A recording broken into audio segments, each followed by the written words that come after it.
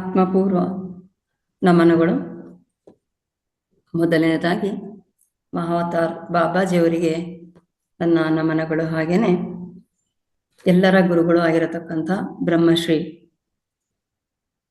Doctor Subhash ಪತ್ರಿಜಿಯವರು ಸಹ ನನ್ನ ವಂದನೆಗಳು. ಹಾಗೇನೆ ಈ ಒಂದು ವೇದಿಕೆಯನ್ನು ಕಲ್ಪಿಸಿಕೊಟ್ಟಿರತಕ್ಕಂತಹ ಮಹಾವತಾರ್ ಸಂಸ್ಥೆಯ ಸಂಸ್ಥಾಪಕರು ಆಗಿರತಕ್ಕಂತಹ ರಂಗನಾಥ್ ಸರಿಗೆ ಹಾಗೂ ಅವರೆಲ್ಲ ಸಿಬ್ಬಂದಿ ವರ್ಗದವರಿಗೂ ಸಹ ನನ್ನ ನಮನಗಳು. ಹಾಗೆಯೇ ನನಗೆ ಜನ್ಮ ನೀಡಿದ ತಂದೆ ಮತ್ತು ತಾಯಿಗೆ ನನ್ನ ಪ್ರಣಾಮವನ್ನು ತಿಳಿಸುತ್ತಾ ಈ ದಿನ ನಮ್ಮ ಕಾರ್ಯಕ್ರಮವನ್ನು ಪ್ರಾರಂಭ ಮಾಡೋಣ.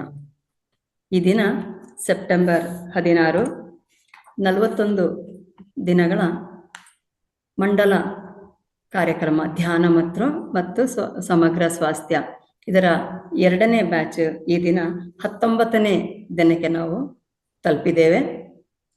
ಈ ಕಾರ್ಯಕ್ರಮದಲ್ಲಿ ನಾವು ಮೊದಲು ಸ್ವಾಧ್ಯಾಯವನ್ನು ಕೇಳಿ ತದನಂತರ ನಾವು 40 ನಿಮಿಷಗಳ ಕಾಲ ಧ್ಯಾನವನ್ನು ಮಾಡ್ತೇವೆ. ಈ ದಿನ ನಮ್ಮ ಈ ಕಾರ್ಯಕ್ರಮದಲ್ಲಿ ಸ್ವಾಧ್ಯಾಯ ಅಥವಾ ಜ್ಞಾನವನ್ನು ಹಂಚಿಕೊಳ್ಳಿಕ್ಕೆ ಅಂದರೆ ನಾವು ಬೇರೆ ಬೇರೆ ದೈಹಿಕ ಆರೋಗ್ಯ, ಮಾನಸಿಕ ಆರೋಗ್ಯ ಹಾಗೆ ಸಾಮಾಜಿಕ ಆರೋಗ್ಯದ ಬಗ್ಗೆಯನ್ನು ಮೇಡಮಿಂದ ಮಾಹಿತಿಯನ್ನು ಪಡ್ಕೊಂಡ್ವಿ. ಅದೇ ರೀತಿ ಇವತ್ತು ಆಧ್ಯಾತ್ಮಿಕ ಆರೋಗ್ಯದ ಬಗ್ಗೆ ಮಾಹಿತಿಯನ್ನು ನೀಡಲಿಕ್ಕೆ ಆಗಮಿಸಿದ್ದಾರೆ ನಮ್ಮೆಲ್ಲರ ಚಿರಪರಿಚಿತ, ಈ ವೇದಿಕೆಯಲ್ಲಿ ಈಗಾಗಲೇ ಸಾಕಷ್ಟು ಮಾಹಿತಿಯನ್ನು ಅಥವಾ ಜ್ಞಾನವನ್ನು ಹಂಚಿಕೊಂಡಿರತಕ್ಕಂತಹ ನಮ್ಮ ಮೈಸೂರು ವಿಶ್ವವಿದ್ಯಾನಿಲಯದ ಜೆನೆಟಿಕ್ ವಿಭಾಗದಲ್ಲಿ ಅಧ್ಯಕ್ಷರು ಆಗಿರತಕ್ಕಂತಹ ಪ್ರೊಫೆಸರ್ ಸುತ್ತೂರು ಮಾಲಿನಿ ಮೇಡಮ್ ಅವರು. ಇವರಿಗೆ ನಾನು ಈ ವೇದಿಕೆಯ ಪರವಾಗಿ ಹಾಗೂ ವೈಯಕ್ತಿಕವಾಗಿ ಹೃತ್ಪೂರ್ವಕ ಸ್ವಾಗತವನ್ನು ಕೋರುತ್ತೇನೆ. Over to you ma'am. ಎಲ್ಲರಿಗೂ ನಮಸ್ಕಾರಗಳು. ಮೇಡಮ್, ವಾಯ್ಸ್ ಆಡಿಬಲ್ ಇದೆಯಾ? Yes madam, yes clear. ಮತ್ತೊಮ್ಮೆ ಈ ಒಂದು ಅವಕಾಶಕ್ಕಾಗಿ ನಾನು ಮಹಾವತಾರ್ ಬಾಬಾಜಿ ಫೌಂಡೇಶನ್ ನ ಎಲ್ಲರಿಗೂ ವಂದಿಸ್ತಾ ಇದ್ದೀನಿ. ಈ ದಿನದ ಟಾಪಿಕ್ ಯಾವುದು ಅಂತಂದ್ರೆ ಆಧ್ಯಾತ್ಮಿಕ ಆರೋಗ್ಯ, ಪರಿಪೂರ್ಣ ಆರೋಗ್ಯ ಅಂತ ನಾನು ಮೊದಲನೇ ಬಾರಿ ನಮಗೆ ಆರೋಗ್ಯದ ಬಗ್ಗೆ ಪರಿಚಯ ಮಾಡ್ಕೊಡ್ಬೇಕಾದ್ರೆ ಹೇಳಿದೆ. ವಿಶ್ವ ಆರೋಗ್ಯ ಸಂಸ್ಥೆಯ ಪ್ರಕಾರ ಪರಿಪೂರ್ಣ ಆರೋಗ್ಯ ಅಂತಂದ್ರೆ ಅದು ಕೇವಲ ದೈಹಿಕ ಆರೋಗ್ಯ ಮಾತ್ರ ಅಲ್ಲ, ಮಾನಸಿಕ ಆರೋಗ್ಯ, ಸಾಮಾಜಿಕ ಆರೋಗ್ಯ, ಲೈಂಗಿಕ ಆರೋಗ್ಯ ಮತ್ತು ಆಧ್ಯಾತ್ಮಿಕ ಆರೋಗ್ಯವನ್ನು ಒಳಗೊಂಡಿರುವ ಆರೋಗ್ಯವನ್ನೇ ನಾವು ಪರಿಪೂರ್ಣ ಆರೋಗ್ಯ ಅಂತ ಕರಿತೀವಿ. ಈ ಆಧ್ಯಾತ್ಮಿಕ ಆರೋಗ್ಯ ಅನ್ನೋದು ಇತ್ತೀಚಿನ ಸೇರ್ಪಡೆ. ಅಂದ್ರೆ ಇತ್ತೀಚಿನ ದಿನದಲ್ಲಿ ಒಂದು ಸುಮಾರು 5 ವರ್ಷಗಳಾಗಿರ್ಬಹುದು, ವಿಶ್ವ ಆರೋಗ್ಯ ಸಂಸ್ಥೆಯು ಒಂದು ಹೊಸ ವ್ಯಾಖ್ಯಾನವನ್ನ ಈ ಒಂದು ಆರೋಗ್ಯ ಅನ್ನುವ ಒಂದು ಇದರಲ್ಲಿ ಶೀರ್ಷಿಕೆಯಲ್ಲಿ ಸೇರಿಸಿದೆ. ಅಂದರೆ ಇಡೀ ಜಗತ್ತಿಗೆ ಗೊತ್ತಾಗಿದೆ, ಆಧ್ಯಾತ್ಮಿಕ ಆರೋಗ್ಯ ಇದ್ದಾಗ ಮಾತ್ರ ಒಬ್ಬ ಮನುಷ್ಯನಿಗೆ ದೈಹಿಕವಾಗಿ ಚೆನ್ನಾಗಿರ್ತಾನೆ, ಮಾನಸಿಕವಾಗಿ ಚೆನ್ನಾಗಿರ್ತಾನೆ. ಆಧ್ಯಾತ್ಮಿಕ ಆರೋಗ್ಯ ಮತ್ತೆ ಮಾನಸಿಕ ಆರೋಗ್ಯ ಇದು ಒಂದು ನಾಣ್ಯದ 2 ಮುಖಗಳು ಅಂತಾನೆ ಅನ್ಬಹುದು. ಯಾವ ವ್ಯಕ್ತಿಗೆ ಆಧ್ಯಾತ್ಮಿಕ ಆರೋಗ್ಯ ಇರುತ್ತೆ ಅವನು ಮಾನಸಿಕವಾಗಿ ಸದೃಢನಾಗಿರ್ತಾನೆ. ಮಾನಸಿಕ ಆರೋಗ್ಯ ಇದ್ದಾಗ ಅದು ಸ್ವಾಭಾವಿಕವಾಗಿ ದೈಹಿಕ ಆರೋಗ್ಯನೂ ಚೆನ್ನಾಗಿರುತ್ತೆ. ಒಟ್ಟಾರೆ ಅವನ ಸಾಮಾಜಿಕ ಆರೋಗ್ಯವು ಅದರ ಒಳಗಡೆ ಬೆಸೆದುಕೊಂಡಿರುತ್ತೆ. ಹಾಗಾಗಿ ಆಧ್ಯಾತ್ಮಿಕ ಆರೋಗ್ಯ ಪ್ರಸ್ತುತ ಪರಿಸ್ಥಿತಿಯಲ್ಲಿ ಅತ್ಯಂತ ಅವಶ್ಯ ಅಂತಾನೆ ಹೇಳ್ಬಹುದು. ಪ್ರತಿಯೊಬ್ಬರಿಗೂ ಇದು ಬೇಕು. ಇದಕ್ಕೆ ವಯಸ್ಸಾದವರು ಅಂತ ಯಾವುದೇ ರೀತಿಯ ಒಂದು ಕಟ್ಟುಪಾಡಿಲ್ಲ. ವಯಸ್ಸಾದವರಿಗೆ ಮಾತ್ರ ಆಧ್ಯಾತ್ಮಿಕತೆ ಬೇಕು ಅಂತ, ಹುಟ್ಟಿದ ಮಗುವಿನಿಂದ ವಯಸ್ಸಾದವರವರೆಗೂ ಎಲ್ಲರಿಗೂ ಒಂದಲ್ಲ ಒಂದು ಬೇರೆ ಬೇರೆ ರೀತಿಯಲ್ಲಿ ಆಧ್ಯಾತ್ಮಿಕ ಆರೋಗ್ಯವನ್ನ ನಾವು ಹೊಂದಿದಾಗ ಮಾತ್ರ ನಮ್ಮಲ್ಲಿ ಪರಿಪೂರ್ಣ ಆರೋಗ್ಯ ಇರುತ್ತೆ. ಹಾಗಾದ್ರೆ ಆಧ್ಯಾತ್ಮಿಕ ಆರೋಗ್ಯ ಅಂದಾಗ ಸಾಮಾನ್ಯ ಆಧ್ಯಾತ್ಮಿಕತೆ ಎಂದಾಗ ಧರ್ಮದ ಜೊತೆ ಅದನ್ನ ನಾವು ಒಟ್ಟಿಗೆ ನೋಡ್ತೀವಿ. ಆದ್ರೆ ಆಧ್ಯಾತ್ಮಿಕತೆಯೇ ಬೇರೆ, ಧರ್ಮವೇ ಬೇರೆ. ಧರ್ಮದಲ್ಲಿ ಬೇಕಾದಷ್ಟು ನಮಗೆ ಕಟ್ಟುಪಾಡುಗಳಿರುತ್ತೆ, ರೀತಿ ನೀತಿಗಳಿರುತ್ತೆ. ಆದ್ರೆ ಆಧ್ಯಾತ್ಮಿಕ ಆರೋಗ್ಯದಲ್ಲಿ ವ್ಯಕ್ತಿಯು ನೇರವಾಗಿ ಒಂದು ಹೈಯರ್ ಕಾನ್ಶಿಯಸ್ ಅಂತ ನಾವ್ ಏನ್ ಹೇಳ್ತೀವಿ, ಅಥವಾ ಒಂದು ಸುಪ್ರೀಂ ಪವರ್ ಅನ್ಬೋದು, ಒಂದು ಲೈಟ್ ಅನ್ಬೋದು, ಅಥವಾ ಪ್ರಕೃತಿ ಅನ್ಬೋದು, ಒಂದು ಎನರ್ಜಿ, ಆ ಎನರ್ಜಿಯ ಜೊತೆ ಯಾವ ರೀತಿ ಒಂದು ಬೆಸೆದುಕೊಳ್ತಾನೆ ಅನ್ನುವುದರ ಮೇಲೆ ಅವನ ಆಧ್ಯಾತ್ಮಿಕ ಆರೋಗ್ಯ ನಿಂತಿರುತ್ತೆ. ಆಧ್ಯಾತ್ಮಿಕ ಆರೋಗ್ಯದಲ್ಲಿ ದೇಹ ಮತ್ತೆ ಮನಸ್ಸು ಇವುಗಳ ಕೋಆರ್ಡಿನೇಷನ್ ಚೆನ್ನಾಗಿರುತ್ತೆ. ಈಗ ದೈಹಿಕ ಆರೋಗ್ಯದಲ್ಲಿ ಬರೀ ದೇಹದ ಬಗ್ಗೆ ನಾವು ತಿಳ್ಕೊಂಡ್ವು, ಮಾನಸಿಕ ಆರೋಗ್ಯ ಅಂದ್ರೆ ಬರೀ ಅದು ನಮ್ಮ ಮನಸ್ಸಿನ ಬಗ್ಗೆ ಆಯ್ತು. ಆದರೆ ಆಧ್ಯಾತ್ಮಿಕ ಆರೋಗ್ಯ ಅಂದಾಗ ಆಧ್ಯಾತ್ಮಿಕ ಆರೋಗ್ಯವಂತರಲ್ಲಿ ಅವರ ಮಾತುಕೃತಿ ಒಂದೇ ಇರುತ್ತೆ. ಅವರು ಏನು ಯೋಚನೆ ಮಾಡ್ತಾರೆ ಅದನ್ನೇ ಮಾಡ್ತಾರೆ, ಏನು ಮಾಡ್ಬೇಕು ಅಂತಾರೆ ಅದನ್ನೇ ಯೋಚನೆ ಮಾಡ್ತಾರೆ. ಹಾಗಾಗಿ ಕೋಆರ್ಡಿನೇಷನ್ ಚೆನ್ನಾಗಿರುತ್ತೆ. ಮನುಷ್ಯನಿಗೆ ಮಾತು ಕೃತಿ ಒಂದೇ ಆದಾಗ ಆತ ದೈವತ್ವಕ್ಕೆ ಏರುತ್ತಾನೆ. ಏಕೆಂದ್ರೆ ಅವನಲ್ಲಿ ಸರಳತೆ ಇರುತ್ತೆ, ಸ್ಪಷ್ಟತೆ ಇರುತ್ತೆ, ಕ್ಲಾರಿಟಿ ಅಂತ ನಾವೇನ್ ಹೇಳ್ತೀವಿ, ಶುದ್ಧತೆ ಇರುತ್ತೆ. ಸರಳತೆ, ಸ್ಪಷ್ಟತೆ, ಶುದ್ಧತೆ ಇದೆಲ್ಲ ಇದ್ದಾಗ ಮನುಷ್ಯ ಮಾನವನಿಗಿಂತ ಇನ್ನೂ ಒಂದು ಮೆಟ್ಟಿಲು ಅವನು ಎತ್ತರ ಹೋಗ್ತಾನೆ. ನಾವು ನೋಡಿದ ಹಾಗೆ ಸಾಧುಗಳು, ಸಂತರು, ಅವಧೂತರು, ಯೋಗಿಗಳು, ಅವತಾರ ಪುರುಷರು ಇವರೆಲ್ಲ ಮನುಷ್ಯರಾಗಿ ಜೀವಿಸಿದವರು, ಮನುಷ್ಯರಾಗಿ ಭೂಮಿ ಮೇಲೆ ಹುಟ್ಟಿದವರು. ಈಗ ನಾವು ಬುದ್ಧ ಆಗ್ಬೋದು, ಬಸವಣ್ಣನವರಾಗಿರ್ಬಹುದು, ಮಹಾವೀರ, ಪೈಗಂಬರ್, ಜೀಸಸ್ ಅಥವಾ ಯಾವುದೇ ನಾವು ಮಹಾಪುರುಷರು ಅಂತ ನೋಡಿದಾಗ ಯಾರು ಸಹ ಭೂಮಿ ಮೇಲೆ ಹಾಗೆ ಉದ್ಭವ ಮೂರ್ತಿಗಳಾಗಿಲ್ಲ. ಭೂಮಿಯಲ್ಲಿ ತಂದೆ ತಾಯಿಗಳಿಗೆ ಹುಟ್ಟಿದಂತವರು, ಅವರು ಮನುಷ್ಯರೇ. ಎಲ್ಲರ ತರ ಅವರಲ್ಲೂ ರಕ್ತ ಮಾಂಸಗಳಿಂದ ಮಾಡಿದಿರುವಂತ ದೇಹ ಆದ್ರೂ ಸಹ ಅವರು ನಮ್ಮ ತರ ಬದುಕ್ಲಿಲ್ಲ. ಅವರು ಅದಕ್ಕಿನ್ನ ಮೇಲ್ಮಟ್ಟಕ್ಕೆ ಏರಿದ್ರು. ಕಾರಣ ಏನು ಅಂತಂದ್ರೆ ಅವರ ಆಧ್ಯಾತ್ಮಿಕ ಸಾಧನೆ ಅಂತ ಹೇಳ್ಬಹುದು. ಈ ಆಧ್ಯಾತ್ಮಿಕ ಸಾಧನೆಯಲ್ಲಿ ಬಹಳ ಪ್ರಮುಖವಾದ ಒಂದು ಟೂಲ್ ಅಂತ ನಾವ್ ಏನ್ ಹೇಳ್ತೀವಿ ಅಂದ್ರೆ ಅದು ಧ್ಯಾನ ಅಂತ ಹೇಳ್ಬಹುದು. ಇಲ್ಲಿ ಆಧ್ಯಾತ್ಮಿಕತೆ ಅಂತ ಬಂದಾಗ ಆಧ್ಯಾತ್ಮಿಕತೆಯ ಜೊತೆಗೆ ಯೋಗ, ಧ್ಯಾನ ಅನ್ನೋದು ಬೆಸ್ತ್ಕೊಂಡಿರುತ್ತೆ. ಅದು ಬಿಟ್ಟು ಆಧ್ಯಾತ್ಮಿಕತೆಯನ್ನ ನಾವು ನೋಡಕ್ ಆಗೋದಿಲ್ಲ. ಏಕೆಂತಂದ್ರೆ ಯೋಗದಿಂದ ದೇಹವನ್ನ ಶುದ್ಧವಾಗಿರ್ಸ್ಕೊಂತೀವಿ, ಧ್ಯಾನದಿಂದ ಮನಸ್ಸನ್ನ ಶುದ್ಧ ಮಾಡ್ಕೊಂತೀವಿ. ಇಲ್ಲಿ ದೇಹ ಮನಸ್ಸು ಎರಡು ಬೆಸಿಬೇಕು, ಎರಡು ಒಂದೇ ರೇಖೆಗೆ ಬರಬೇಕು. ಅಂದ್ರೆ ದೇಹಕ್ಕೆ ಬೇಕಾದಂತ ಪೂರಕವಾದ ಅಂಶಗಳನ್ನ ನೀಡ್ಬೇಕು. ಅದು ನಮಗೆ ಯೋಗದಿಂದ ಬರುತ್ತೆ. ಅದರ ಜೊತೆಗೆ ಸಾತ್ವಿಕ ಆಹಾರಗಳಾಗಿರ್ಬಹುದು. ಮಾನಸಿಕ ಒಂದು ಯಾವುದು ಅದಕ್ಕೆ ಎಕ್ಸಸೈಸ್ ಅಂತಂದ್ರೆ ಧ್ಯಾನ ಅಂತ ಅನ್ಬಹುದು.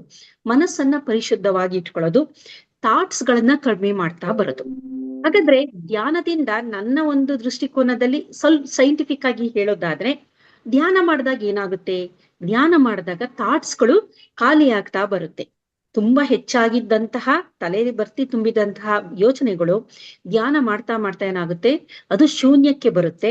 ಆ ಶೂನ್ಯಕ್ಕೆ ಬಂದಾಗ ಏನಾಗುತ್ತೆ ಅಂದ್ರೆ ನಾವು ಒಂದು ಹೈಯರ್ ಎನರ್ಜಿ ಏನಿರುತ್ತೆ ಅದರ ಜೊತೆ ಕನೆಕ್ಟ್ ಆಗ್ತೀವಿ. ಈಗ ಧ್ಯಾನ ಮಾಡಿದಾಗ ಏನಾಗುತ್ತೆ ಅಂತ ನಾವು ನೋಡೋದಾದ್ರೆ, ನಮ್ಮ ಮೆದುಳಿನ ನಾವು ನೋಡೋದಾದ್ರೆ, ಮೆದುಳಿನಲ್ಲಿ ಬೇರೆ ಬೇರೆ ಅಲೆಗಳು ಈ ನಡೀತಾನೆ ಇರುತ್ತೆ. ಪ್ರತಿದಿನ ನಾವು ಒಂದೊಂದು ಕೆಲಸ ಮಾಡ್ಬೇಕಾದ್ರೂ ಮೆದುಳಿನ ಅಲೆಗಳ ರೀತಿ ಬೇರೆ ಬೇರೆ ಆಗ್ತಿರುತ್ತೆ. ನಾವು ಸದಾಕಾಲ ಚಟುವಟಿಕೆಯಿಂದಾಗ ಬೀಟಾ ಅಲೆಗಳು ಜಾಸ್ತಿ ಇರುತ್ತೆ. ಸುಮ್ಮನೆ ಕಣ್ಣು ಮುಚ್ಚಿದ್ರೆ ಅದು ಆಲ್ಫಾ ಅಲೆಗೆ ಬರುತ್ತೆ. ನಂತರ ಈ ಧ್ಯಾನದ ಸ್ಥಿತಿ ಅಂದ್ರೆ ಇದು ಒಂಥರ ಮಂಪರ ಸ್ಥಿತಿ, ನಿದ್ರೆನೂ ಅಲ್ಲ ಸಂಪೂರ್ಣವಾಗಿ, ಸಂಪೂರ್ಣ ಎಚ್ಚರಿಕೆನೂ ಅಲ್ಲ. ಆ ತರದ ಸ್ಥಿತಿನ ಟ್ರಾನ್ಸ್ ಕಂಡೀಷನ್ ಅಂತ ಕರಿತೀವಿ, ಅಥವಾ ಥೀಟಾ ವೇವ್ಸ್ಗಳು ಜಾಸ್ತಿ ಇರುತ್ತೆ. ಈ ಥೀಟಾ ವೇವ್ಸ್ಗಳ ಸ್ಥಿತಿಯನ್ನ ಎಲ್ಲರೂ ಪಡಿಬಹುದು. ಈ ನನ್ನ ಒಂದು ಮಾತುಗಳ ನಂತರ ತಾವು ಧ್ಯಾನಕ್ಕೆ ಹೋಗ್ತೀರಾ, ಧ್ಯಾನಕ್ಕೆ ಹೋದಾಗ ತಾವೆಲ್ಲರೂ ಈ ಥೀಟಾ ಸ್ಟೇಜ್ಗೆ ರೀಚ್ ಆಗ್ತೀರಾ. ಹಾಗಾಗಿ ಆ ಧ್ಯಾನ ಮಾಡಿದ ನಂತರ ನಿಮ್ಮ ಮೈ ಮನಸ್ಸು ಎರಡು ಹಗುರವಾಗಿರುತ್ತೆ. ಹಾಗೆ ನಿದ್ದೆನೂ ಸಹ ಹೋಗ್ಬೋದು. ಆದ್ರೆ ಧ್ಯಾನದಲ್ಲಿ ನಿದ್ದೆ ಅಲ್ಲ, ಅದು ನಿದ್ದೆನೂ ಅಲ್ಲ ಅಥವಾ ಎಚ್ಚರಿಕೆನೂ ಅಲ್ಲದ ಇನ್ನೊಂದು ಸ್ಥಿತಿಯನ್ನ ನಾವು ಟ್ರಾನ್ಸ್ ಅಂತೀವಿ, ಅದು ಥೀಟಾ ಅಲೆಗಳು. ಅದರ ನಂತರ ಡೆಲ್ಟಾ ಅಂದ್ರೆ ನಾವು ಸಂಪೂರ್ಣ ನಿದ್ರೆ, ಮನಸ್ಸಿಗೆ ದೇಹಕ್ಕೆ ವಿಶ್ರಾಂತಿ, ದೇಹಕ್ಕೆ ಸಂಪೂರ್ಣ ವಿಶ್ರಾಂತಿ ನೀಡುವುದು ಡೆಲ್ಟಾ. ಇನ್ನೊಂದು ಗಾಮಾ ಅನ್ನುವ ಒಂದು ಅಲೆ ಇದೆ. ಅದು ಸತತವಾಗಿ ಯಾರು ಧ್ಯಾನ ಮಾಡ್ತಾನೆ ಇರ್ತಾರೆ ಅಂತಹ ವ್ಯಕ್ತಿಗಳಲ್ಲಿ ಈ ಒಂದು ಗಾಮಾ ಅಲೆಗಳನ್ನ ನಾವು ನೋಡಬಹುದು.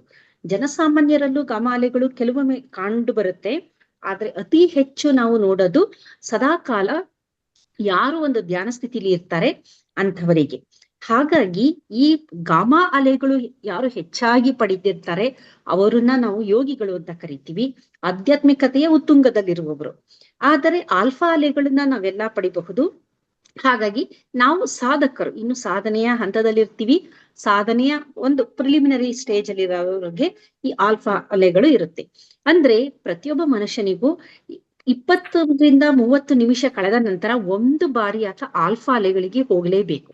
ಆತ ಆರೋಗ್ಯವಂತನಾಗಿರ್ಬೇಕು ಅಂತಂದ್ರೆ ಮಧ್ಯ ಅರ್ಧ ಗಂಟೆಗೆ ಒಮ್ಮೆ ಆತ ಕಣ್ಮುಚ್ಚಿ ಒಂದು ಸಲ ದೀರ್ಘವಾದ ಉಸಿರನ್ನು ತೆಗೆದುಕೊಂಡು ಬಿಟ್ಟಾಗ ಆತನ ಮೆದುಳಿನಲ್ಲಿ ಆಲ್ಫಾ ಅಲೆಗಳು ಬರುತ್ತೆ. ಈ ಆಲ್ಫಾ ಅಲೆಗಳು ಬಂದಾಗ ನಮ್ಮ ಥಾಟ್ಸ್ ಅಥವಾ ಯೋಚನೆಗಳು ಏನಿರುತ್ತೆ ಅದು ಯಾವ್ದ್ರ ಬಗ್ಗೆನೇ ಆಗಿರ್ಬಹುದು, ಅದು ಕಡಿಮೆ ಆಗ್ತಾ ಬರುತ್ತೆ.